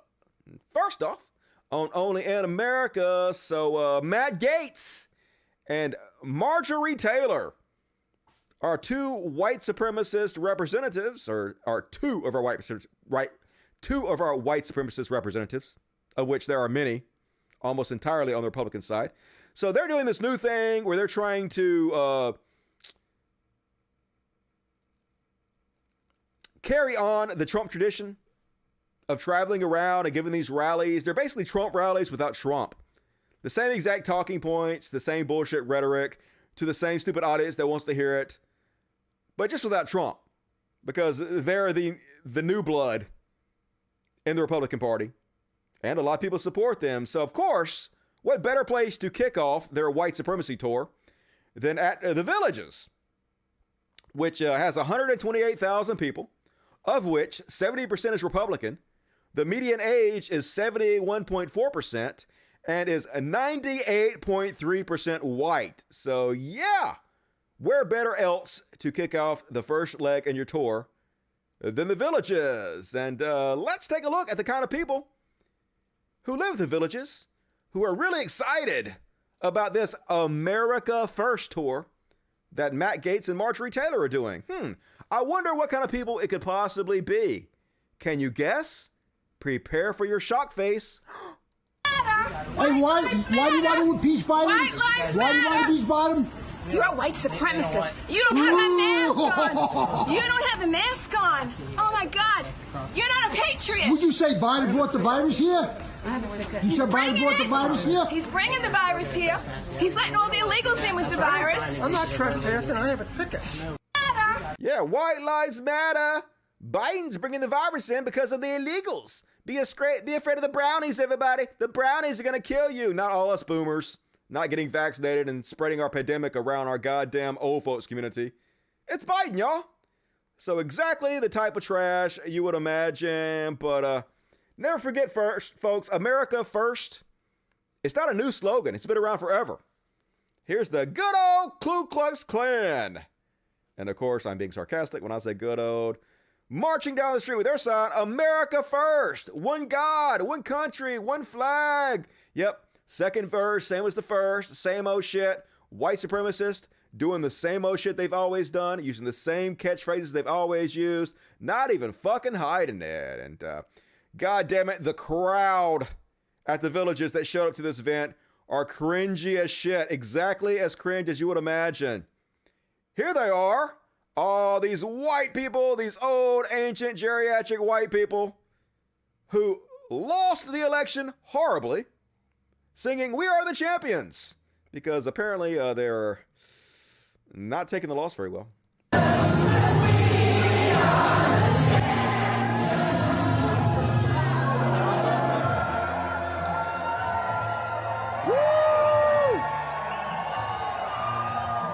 We lost Congress. We lost the presidency. We are the champions of the world. What is it about these right-wing chuds who continuously try to take over songs by gay people? Donald Trump's main theme was like a YMCA and shit. Songs from the Village People. And now they're taking over a Queen song. Better watch it. Freddie Mercury go come back from the grave and read all you motherfuckers. I'm sure he would not be happy. But of course, they don't give a shit. And but don't worry, folks. Matt Gaetz has got it all under control. He is Florida man. I am a Florida man, and it is good to be home. I am hilarious, since most of you know Florida man is a meme of literally how crazy, ignorant, stupid, and trash people from Florida are. Just type Florida man into your search engine and read about all the crazy stories that begin with Florida man, like Florida man had sex with an alligator, or, you know, even crazier than that. As crazy as your mind can imagine. And, hey, you guys remember when Matt Gaetz starred in The Twilight Zone? Yeah. And here he is now. Feel old yet? Little bit. Spitting image. Terrifying. God damn it.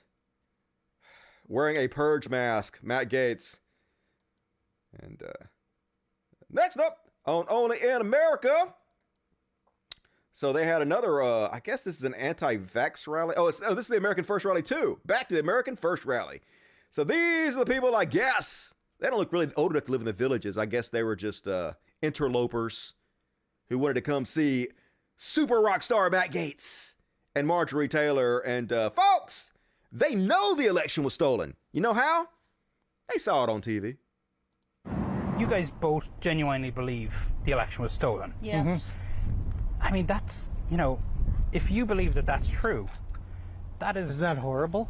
Yeah. Yeah, I know it is. Horrible. Is it horrible that we would even be in the situation to even think that? Yeah, the reason you're in a situation to think that is because you're cult members who have no grounding in reality whatsoever, and your cult leader lied to you and told you it was true. And you literally don't believe any other news source, no matter how respected, no matter how much evidence they had or they have. You only believe the words of the lying Trump cult leader that you worship as though he was just on earth. So yes, it's horrible that you believe that, but it's nobody's fault but your own fucking stupid ass. But it's false. No, it's not. Why would they have all those ballots hidden under tables? Why did that? They did not have ballots hidden on the tables. It's already debunked. They were going to shut down for the night counting ballots. So they shut the ballots that counted back up into their cases. They locked them exactly like they're supposed to do, according to the rules. And they put them under the table and they went to go home for the night. And then they said, hey, we've been told not to stop counting. We've been told to stay here and count all night. So then they took them back out from underneath the tables and they opened back up and they started counting them again. We have all the video. We've seen this. We've debunked it. That's the truth. But of course, they've never bothered to look into it. They don't give a shit what the truth is. They just want to believe their cult leader. And this is why you're a dipshit who is uninformed about everything. But it's false. No, it is not. Why would they have all those ballots hidden under tables? Why did that man drive that truck all the way across state lines But it wasn't like with ballots? the ballots under table thing with Giuliani and Georgia. That's all been proven to be false. It no? has not. I No. watched it on TV. I watched it on TV. It hasn't been debunked. You never looked. You never looked into it. And what TV did you watch it on? Fox News? Newsmax? OAN? Might want to pick better sources. And oh my God, only in America. This is so cringe, folks. For those of you in other countries who want to know how fucked our country is, here's a recent anti-vax, anti-mask rally we had in this country. Woo! We out here. No mask. I'm not fearing no fake ass disease. I lick toilets all day. We're here. We're gonna take the state back. I need you to give a message to Biden right now. Fuck you! Get out! Leave our country! Go back to China and smoke crack with your son, you scumbag! Baby, baby, baby, oh. Katy Perry, you suck. You're a fucking liberal. Get the fuck off American Idol. Oh, you're telling me you want the vaccine? Vaccine! Fuck the vaccine! Fuck the vaccine! Fuck Biden! Fuck communism! America's great! Fuck this shit, what's going on, yo? Fuck this shit. I'm Black Lives Matter all day, yo. I don't know what the fuck. I see the Confederate flags and all this other bullshit. I don't know what the fuck this is, man. It look like racism to me, yo. Country roads, take me home to the place I belong. I'm speechless. It was a beautiful song, and you did it so well. You are great. You're great. I love him. I love him. I love him. And first off the bat, did that first guy just say he licks toilets all day long? Woo! We out here. No mask. I'm not fearing no fake ass disease. I lick toilets all day. We're here. Yep, I heard that properly. He licks toilets all day. Okay, you do you, dude. If that's what you're into, no judgments on your kink, I guess. Yep. Only over 900,000 people dead. We're gonna cover that in the Chud. In the where did I get? Is it the what the fuck section? We're gonna cover the what the fuck section. How they've undercounted the deaths. But yep, this is why almost 1 million people have died in this country, folks. We are hopeless. It's just a dumpster fire, and only in America, folks. So we're having problems getting people to go get vaccinated. Only a small percentage of people are actually going to get vaccinated now. The numbers have dipped heavily of people going to get vaccinated, so our country has huge stockpiles of the vaccine. But they found out in Buffalo that if you offer people beer, a lot more people will show up because, yeah, why wouldn't you show up for beer? Buffalo News says free beer offer results in more vaccinations than all Erie County first dose clinics last week. So yeah, all it took was offering people a beer. Like, I don't give a fuck about my own life. I don't give a fuck about my fellow human beings at all in any way, but I want to get drunk, y'all, so give me a beer. I'm gonna go get my crunk on. I'll get vaccinated. You could stab me for some alcohol, so I don't know. Just give everybody beer. If that's what it takes to get these dumbasses in, just do it. And I agree with Hank Hill. Is there anything beer can't do? Yeah, like Homer says, beer is both the solution and the cause to all life's problems. And this is literally our country right now and the rest of the world. Our country's like, I ain't getting no vaccine. And India's like, can we have hers? We're literally dying in droves over here. It's a humanitarian crisis like we've never seen. Fuck these stupid ass white conservatives. Please send us their doses stat so we can stop dying. But we're like, nah, we'll just stockpile them just in case we can change these dumbasses' minds. You brownies just die, I guess. Because America. And next up, only in America. I don't know if you guys have been seeing what's been going on in Israel recently, but holy shit, the fascist state of Israel is abusing the human rights of Palestinians just in horrific ways. I could play so many videos, but I've chosen not to just because like it would take up my entire show to show you the horrific bullshit that is going on. But the ICC, which is like the American body that's supposed to look into human rights abuses and shit, their decision to investigate war crimes in Palestine territories was met with ire by U.S. State Department. officials who claim the ICC is unfairly targeting Israel. So yeah, they don't even want them, the State Department, to look into any evil and wrongdoings that Israel is doing, because we are in Israel's pocket so bad. And so this reporter is just continuously asking this guy from the State Department, well, who the fuck are the Palestinians supposed to turn to for their human rights? Who are they supposed to turn to? Who are they supposed to turn to? And he won't answer the question ever, because he knows there's no answer. The answer is nobody. The answer is fuck them. The answer is we don't actually give a shit about you. We only care about Israel. It's not that. So where should the Palestinians go to get accountability for what they claim to be problems? To Israeli courts? Where do they go? Matt, look, we, of course, the United States is always going to stand up for human rights. We're always going to stand up. Where do they go? Where do they go? Matt, that is why I think that is why you have heard us continue to endorse and to call for a two-state solution to this long-running conflict. A two-state solution because it protects Israel's identity as a Jewish and democratic state, but also because it will give the Palestinians a viable state of their own and fulfill their legitimate aspirations for dignity and self-determination. Where do they go? Wouldn't answer the question, of course, because the answer is nowhere.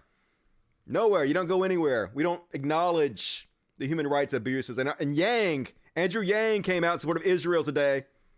Basically called the Palestinians fighting back Hamas. Fuck Andrew Yang. He got a lot of shit for it too. Hopefully he's fucking done over this shit. I'm tired of that motherfucker. And only in America, folks. Here's a house outside Iowa. Apparently still got this up. Classy.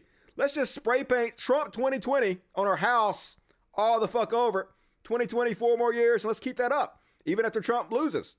Farmers for Trump.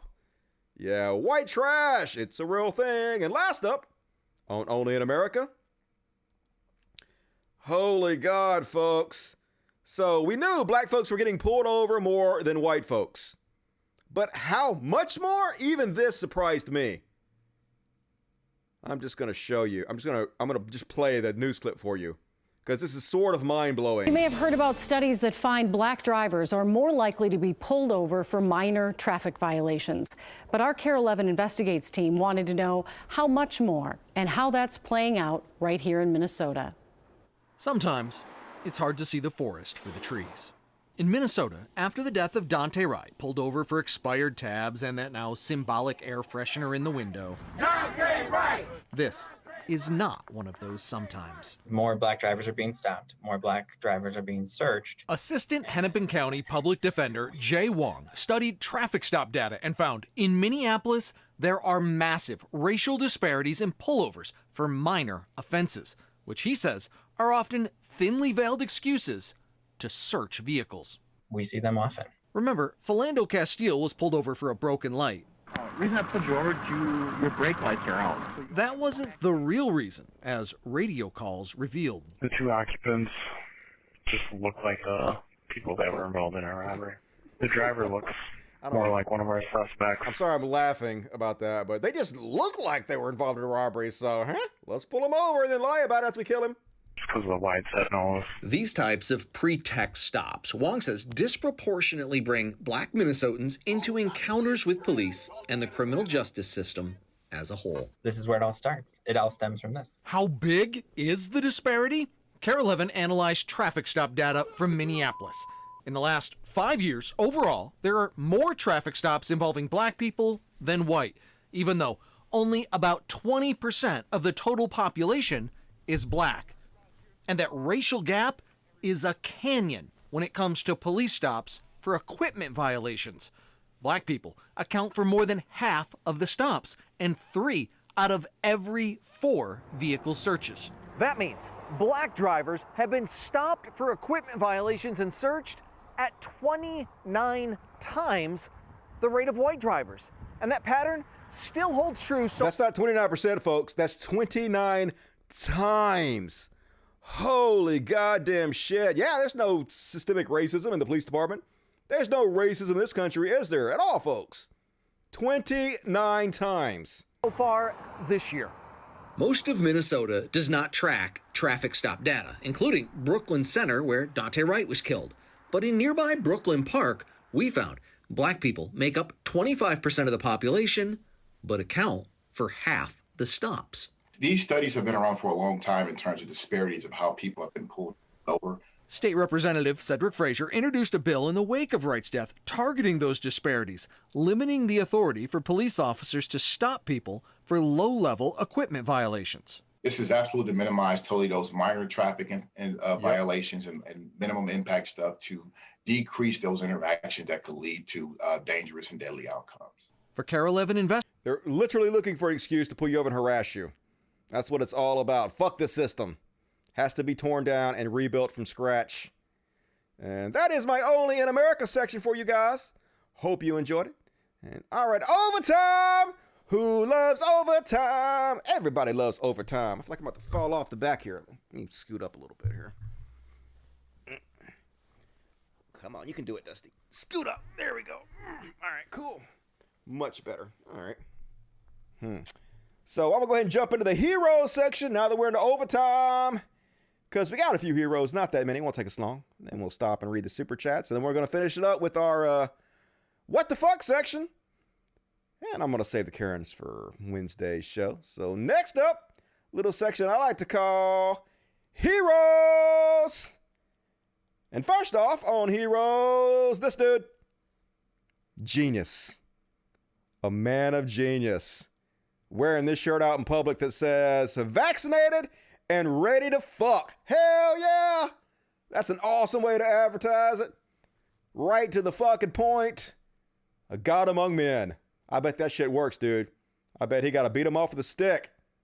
You go, dude.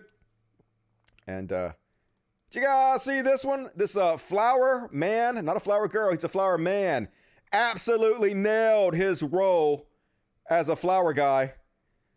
Took it serious, got into character, destroyed that shit. He getting into it. Legend. You know he practiced that at home. Like I know exactly how I'm gonna do. I'm gonna do a little jump over here, a dip over here. Killing it. My name is Denzel Amon. Killing it. You go, dude. Hero. And next up on the hero section, I don't know what this company is, but apparently the startup expects to have lab-grown chicken breast approved for U.S. sale within 18 months at a cost of under $8 a pound. Now, that's a lot still, but it's coming down, folks. I cannot wait. I'm going to eat lab-grown meat all the fucking time as long as no animals are hurt. I have no problem with eating meat. We need more of this. Eventually, all of our meat is going to be lab-grown. This cannot happen soon enough. So thank you to the heroes, even though you're doing it for money. Thank you to the heroes who are going to make this a reality for us in the not-too-distant future. And a shout-out to hero Vadim Newquist, who has been having medical issues. I guess he's been having sleep trouble, amongst other things. And we want to send well wishes to Vadim. He does a lot of good work. He puts more time and energy into his videos than pretty much anybody else out there, and it really shows in the content he puts out. So he hasn't been doing much lately because he's been feeling bad. So be sure to go to Vadim's page or check out his videos and send him some well wishes because he deserves it. Get well, Vadim. And last up on the heroes section, got to give a shout out to the Biden administration. I don't always give them the credit for everything. I give them more shit than I do credit, but breaking. The Biden administration says the U.S. will protect gay and transgender people from sex discrimination in healthcare, reversing a Trump-era policy. So, yeah, fuck anybody that says, oh, my God, there's not enough difference between Trump and Biden for me to vote for Biden, which was, Cal Kalinske? I actually watched Jimmy Doorknob's debate with Sam Cedar in the 2016 election, where he was basically pushing for Trump to win because he hated Hillary so much and thought Trump would be, I don't know, destructive. I guess he wanted accelerationism. He got destroyed in every fucking point by Sam Cedar. It's just hilarious how wrong he was about everything and how right Sam Cedar was about everything. implore any Jimmy Doorknob fans to go watch that debate between those two and realize that Jimmy Dore is a fugazi. So good on you, Biden administration. Thank you for being better than the dumpster fire we had last. And all right, let's stop. Read the super chats, and then we're going to do a little overtime with some what the fuck. Caligula Jones says, Shrek, yeah, buddy. Love from California, you big dork. Yeah, I guess that means heck yeah. But cool, I am a big dork. Love being a dork. It's pretty fun. Wouldn't have it any other way. Thank you, Caligula. And Jay West, $5. Love the commitment from Flower Guy. Yeah, he nailed it.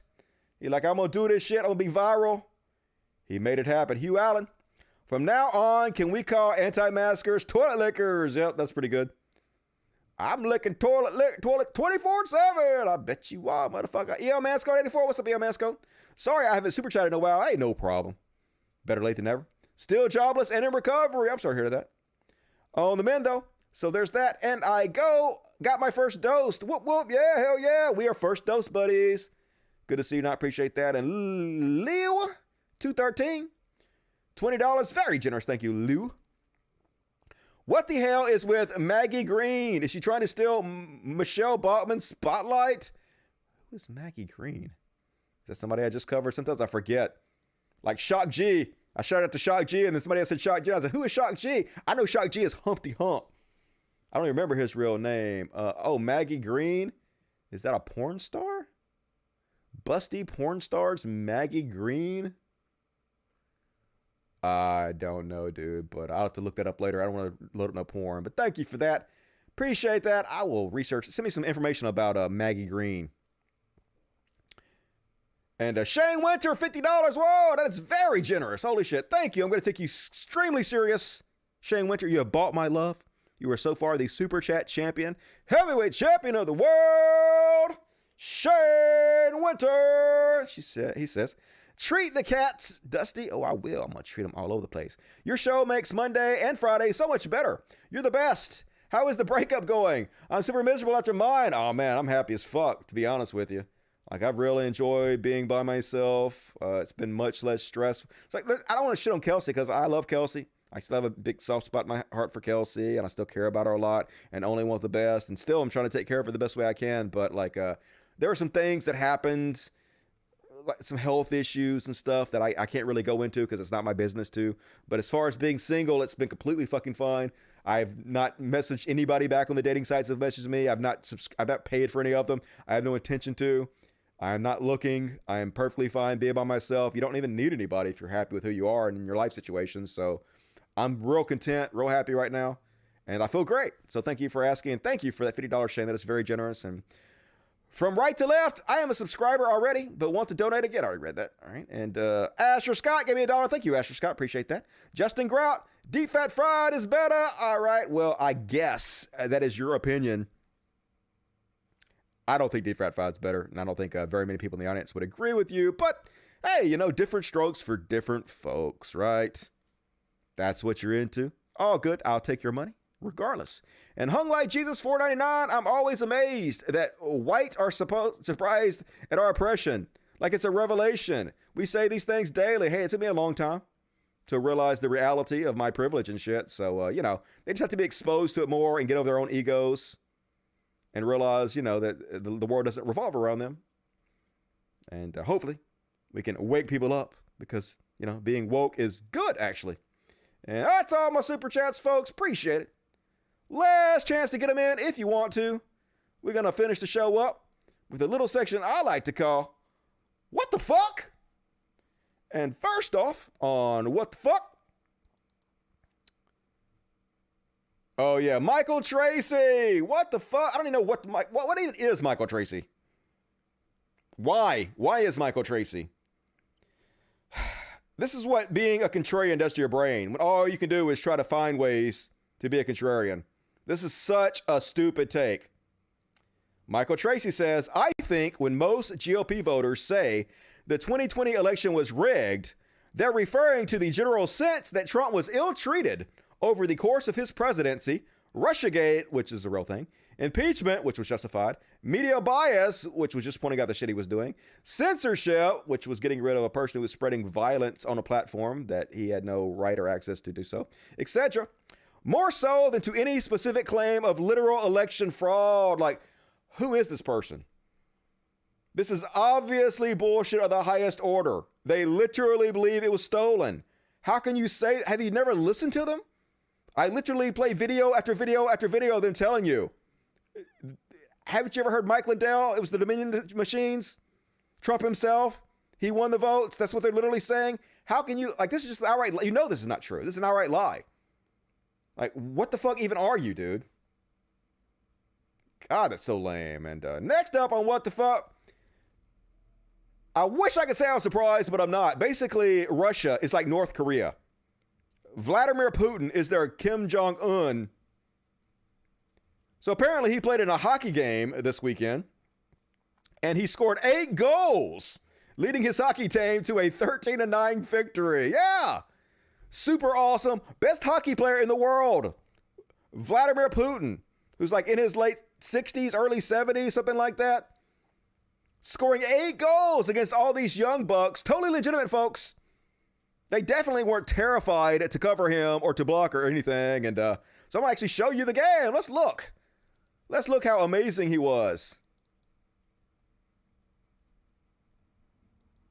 I actually have the game on YouTube.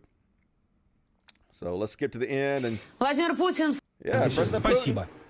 Большой ледовый дворец Сочи. Президент там принимал участие как игрок в галоматче. So basically, he slowly skates down the middle of the ice without anybody blocking him or checking him or any way, and then stands right in front of the goal with anybody doing anything, and then they pass to him so he can make a goal past the goalie who's not even trying to block it. Рене Фазель выступал в роли So арбитра. embarrassing. Путин Russia. играл за команду легенды How are you not хоккея вместе с humiliated by главным this? тренером нашей сборной Александром Якушевым, Павлом Буре и Сергеем Шойгу. Традиционно уже под 11 Look at him. Steely-eyed missile man. Look how tough. Slowly. Look at him slowly. Grandpa slowly. And gonna pass to him right in front of the goal. No one's blocking him, do anything, so he can score. So that's every one of them. He just slowly skates to the front of the goal and scores over and over again. It's just so fucking embarrassing, guys. But yeah, poor Russia. Have to be terrified. This guy's gonna murder you if you don't let him win. But welcome to being the laughingstock of the world, as America has been. The 4 years Trump was president. Now you know how it feels, Russia. And oh, what the fuck? 4 years after an execution, a different man's DNA is found on the murder weapon. So yeah, I'm sure this is of a big relief to the guy who was murdered 4 years ago, was in jail for 22 years, who continuously claimed he was innocent. And now we know he is. And we murdered him anyway.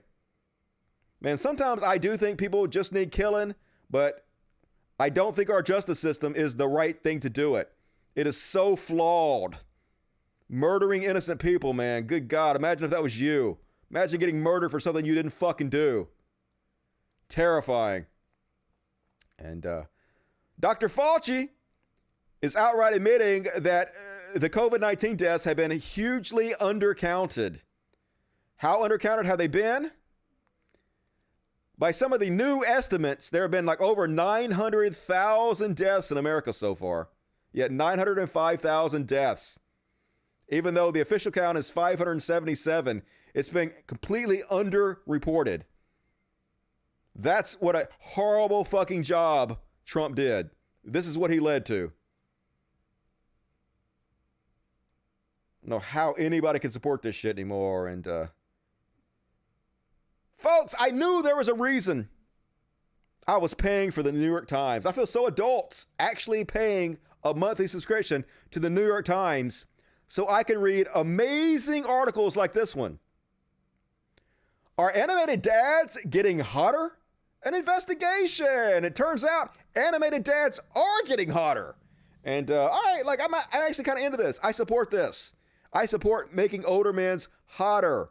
Because like honestly, like a lot of women do like older men. A lot of women enjoy calling their man daddy. They want a daddy, and I'm fucking here for that shit all goddamn day. Because I'm daddy as fuck. So bring me more hard-hitting journalism like this, New York Times, please.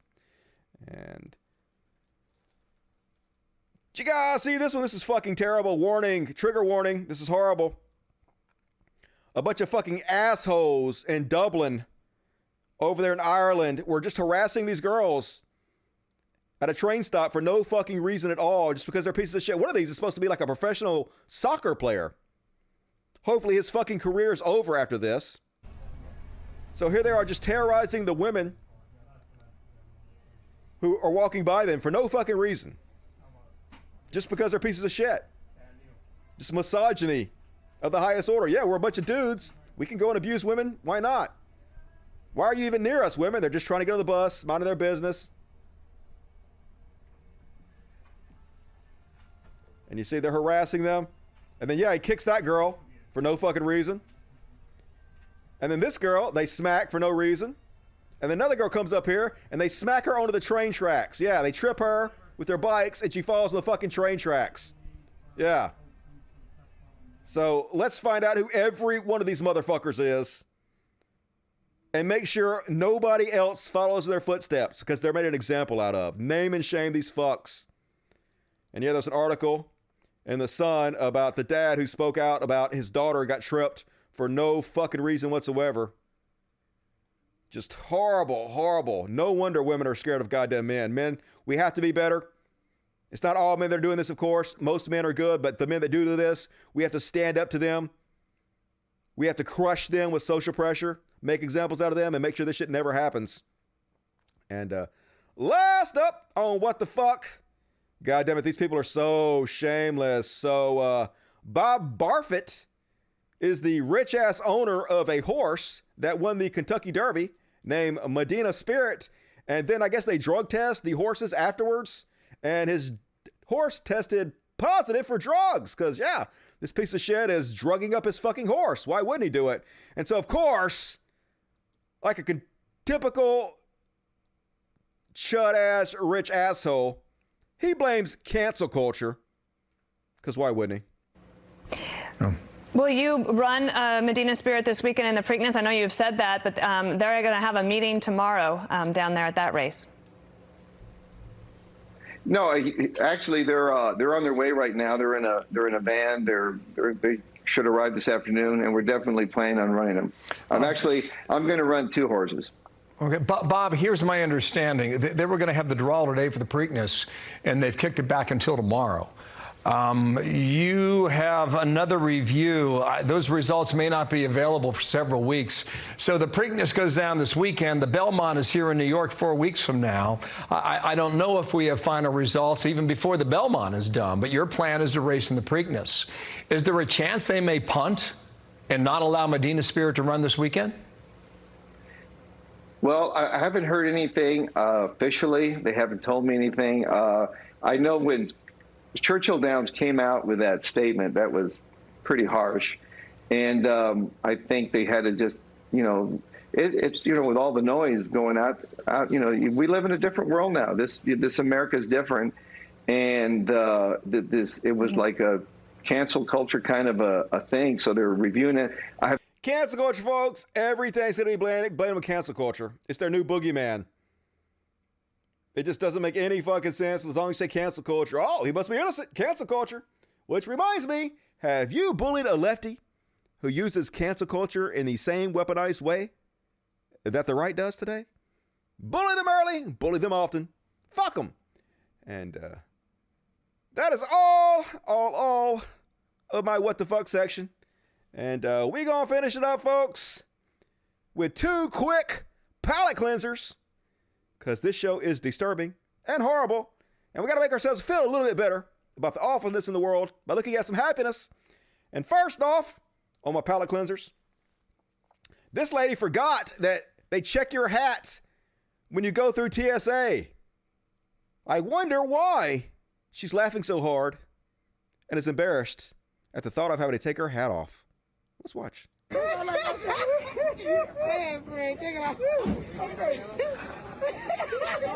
can go in private if you want to. Please.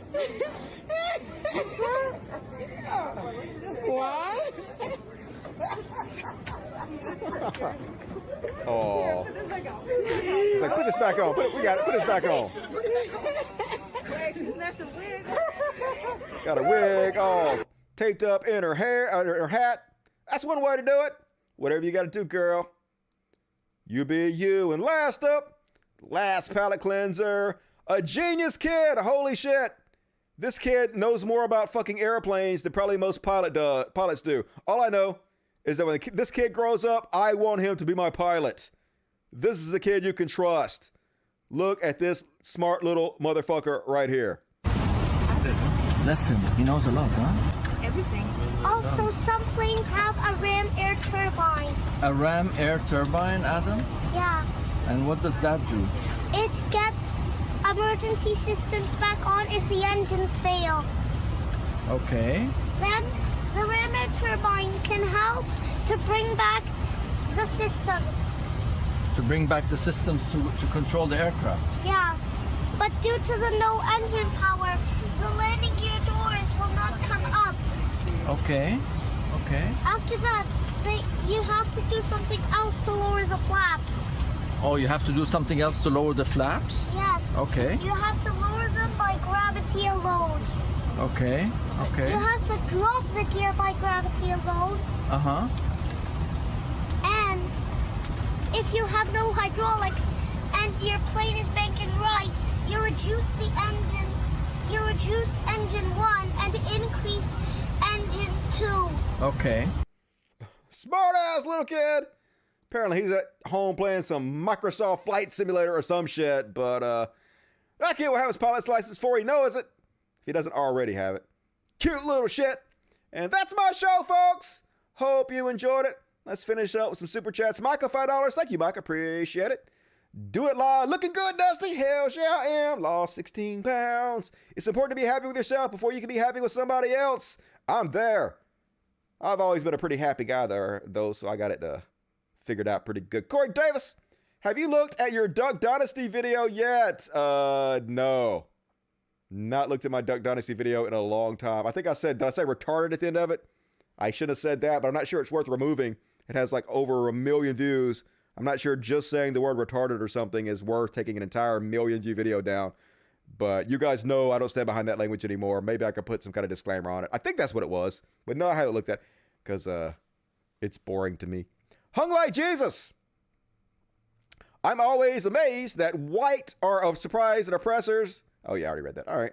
All right, that is all my super chats. Thank you to everyone tonight who supported the show. You guys have been very generous, and I much, much appreciate it. Let's read the regular chat real quick, and then we'll finish the show up. Daddy is a pilot. Probably that makes a lot of sense. Takes his kids up, teaches his kid everything he needs to know.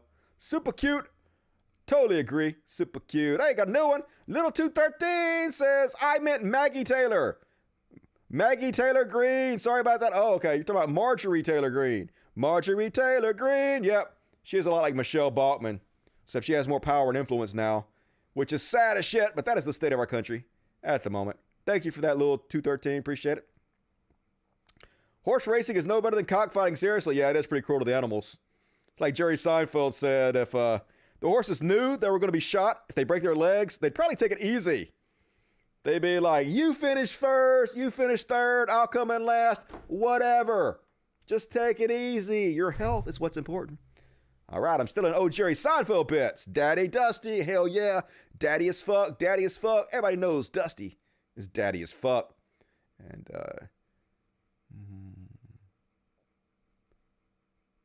Trump ordered them to murder that guy? Yes, he did. Trump did order them to murder I want to say Antifa guy. I don't know if he was Antifa or not, but he was accused of being Antifa, and Trump absolutely ordered them to murder him, and they did. All right. Folks, as always, please like the video. We have 600 people here and 450 likes. Like it. Least you can do is like the goddamn video. It helps me out. Also, share the video. That would be nice. If you guys want to help me build the channel up, I would appreciate it. We'd like to have 1,000 per stream. That's all I want. I don't want more than that. I'm good with that. I'm really good with the audience right now, to be honest with you. But a little bit more would be good. So please like the video.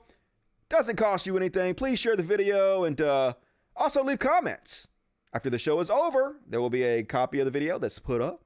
It's not live anymore, but it's still a copy of the video, and you can leave comments on it, and that helps with the engagement. And as always, you guys want to support the show, patreon.com/podcast. There is a link in the description of the video. Please use that link. $1 to a month, 10, whatever you can afford. It all adds up, and it all really helps, folks. Motivates me to do more shows and helps the cats and the dogs out, so it's much appreciated. And also, there's a link in the description of the video where you can send direct payments through PayPal. And if you want to send shit to the animals through my Amazon wish list, that's also available in the description of the video. So all kinds of ways you can support the show if you want to. I will appreciate it. Folks, gonna be back Wednesday to do a patrons-only show on Vimeo for all patrons of all levels. So if you guys want to see the special show on Wednesday, I got all this Karen shit to cover. And also, I think I have another folder of something too hot for... I don't know where the fuck it is. I'll find it, though. Some other stuff I wanted to cover that I'm also going to cover on these special patrons-only Wednesday shows. So if you can't get enough, Dusty, if you can't possibly wait till Friday before you drink all this in again, patreon.com/podcast. I will see you guys Wednesday. For the rest of you, I will see you on Friday, 8 p.m. Central, 9 Eastern, for a brand new, amazing live show. Gonna kill it again like we always do. Can't wait. Got a few super chats on the way out. Jeremy Thurham, daddy as fuck. I know it. You ain't never lied, Jeremy. And Shelly Stavinson. Thanks, Dusty. Please say hi to my friend Ed and this handsome dog, Riley. What's up, Ed? What's up, Riley? Hope you guys are well out there. And I love the shit out of you guys. I'll see some of you Wednesday. The rest of you Friday. Be sure to tell your friends. Be sure to tune in every week. As always, till next time, Logic. Fuck yes. Now I'm going to play you guys out with my #1 hit, according to me, Experience Machine. Let's do it. Play, motherfucker. What are you not playing for? Play. I don't understand why this is not fucking playing. Anger. Right? Okay, we'll play Wobble Wobble. Nothing's playing. What is happening? Why? Okay, wait a minute. What? I don't understand what the fuck is happening here. I should be able to just select it and click that, and it should play. My shit is fucked up. Why are you fucked up, shit? I don't know. Wobble, wobble, the world goes wobble, wobble. My head goes wobble, wobble. My computer is just freaking out right now. I don't have any idea why you won't play. All right, what if I go over here? None of this is working. None of it's happening. All right, folks, I guess I cannot play my music. Because fuck my life right now. I know what I'll do. I'll just go play the fucking video of Wobble Wobble. Because I can just search for it. Wobble Wobble Cult of Dusty. I bet that'll come. I didn't type anything. Fuck my life. Wobble Wobble Cult of Dusty. Yeah, here we go. Wobble Wobble by Cult of Dusty. Featuring Fred Astaire. Let's do it. Good night, everybody.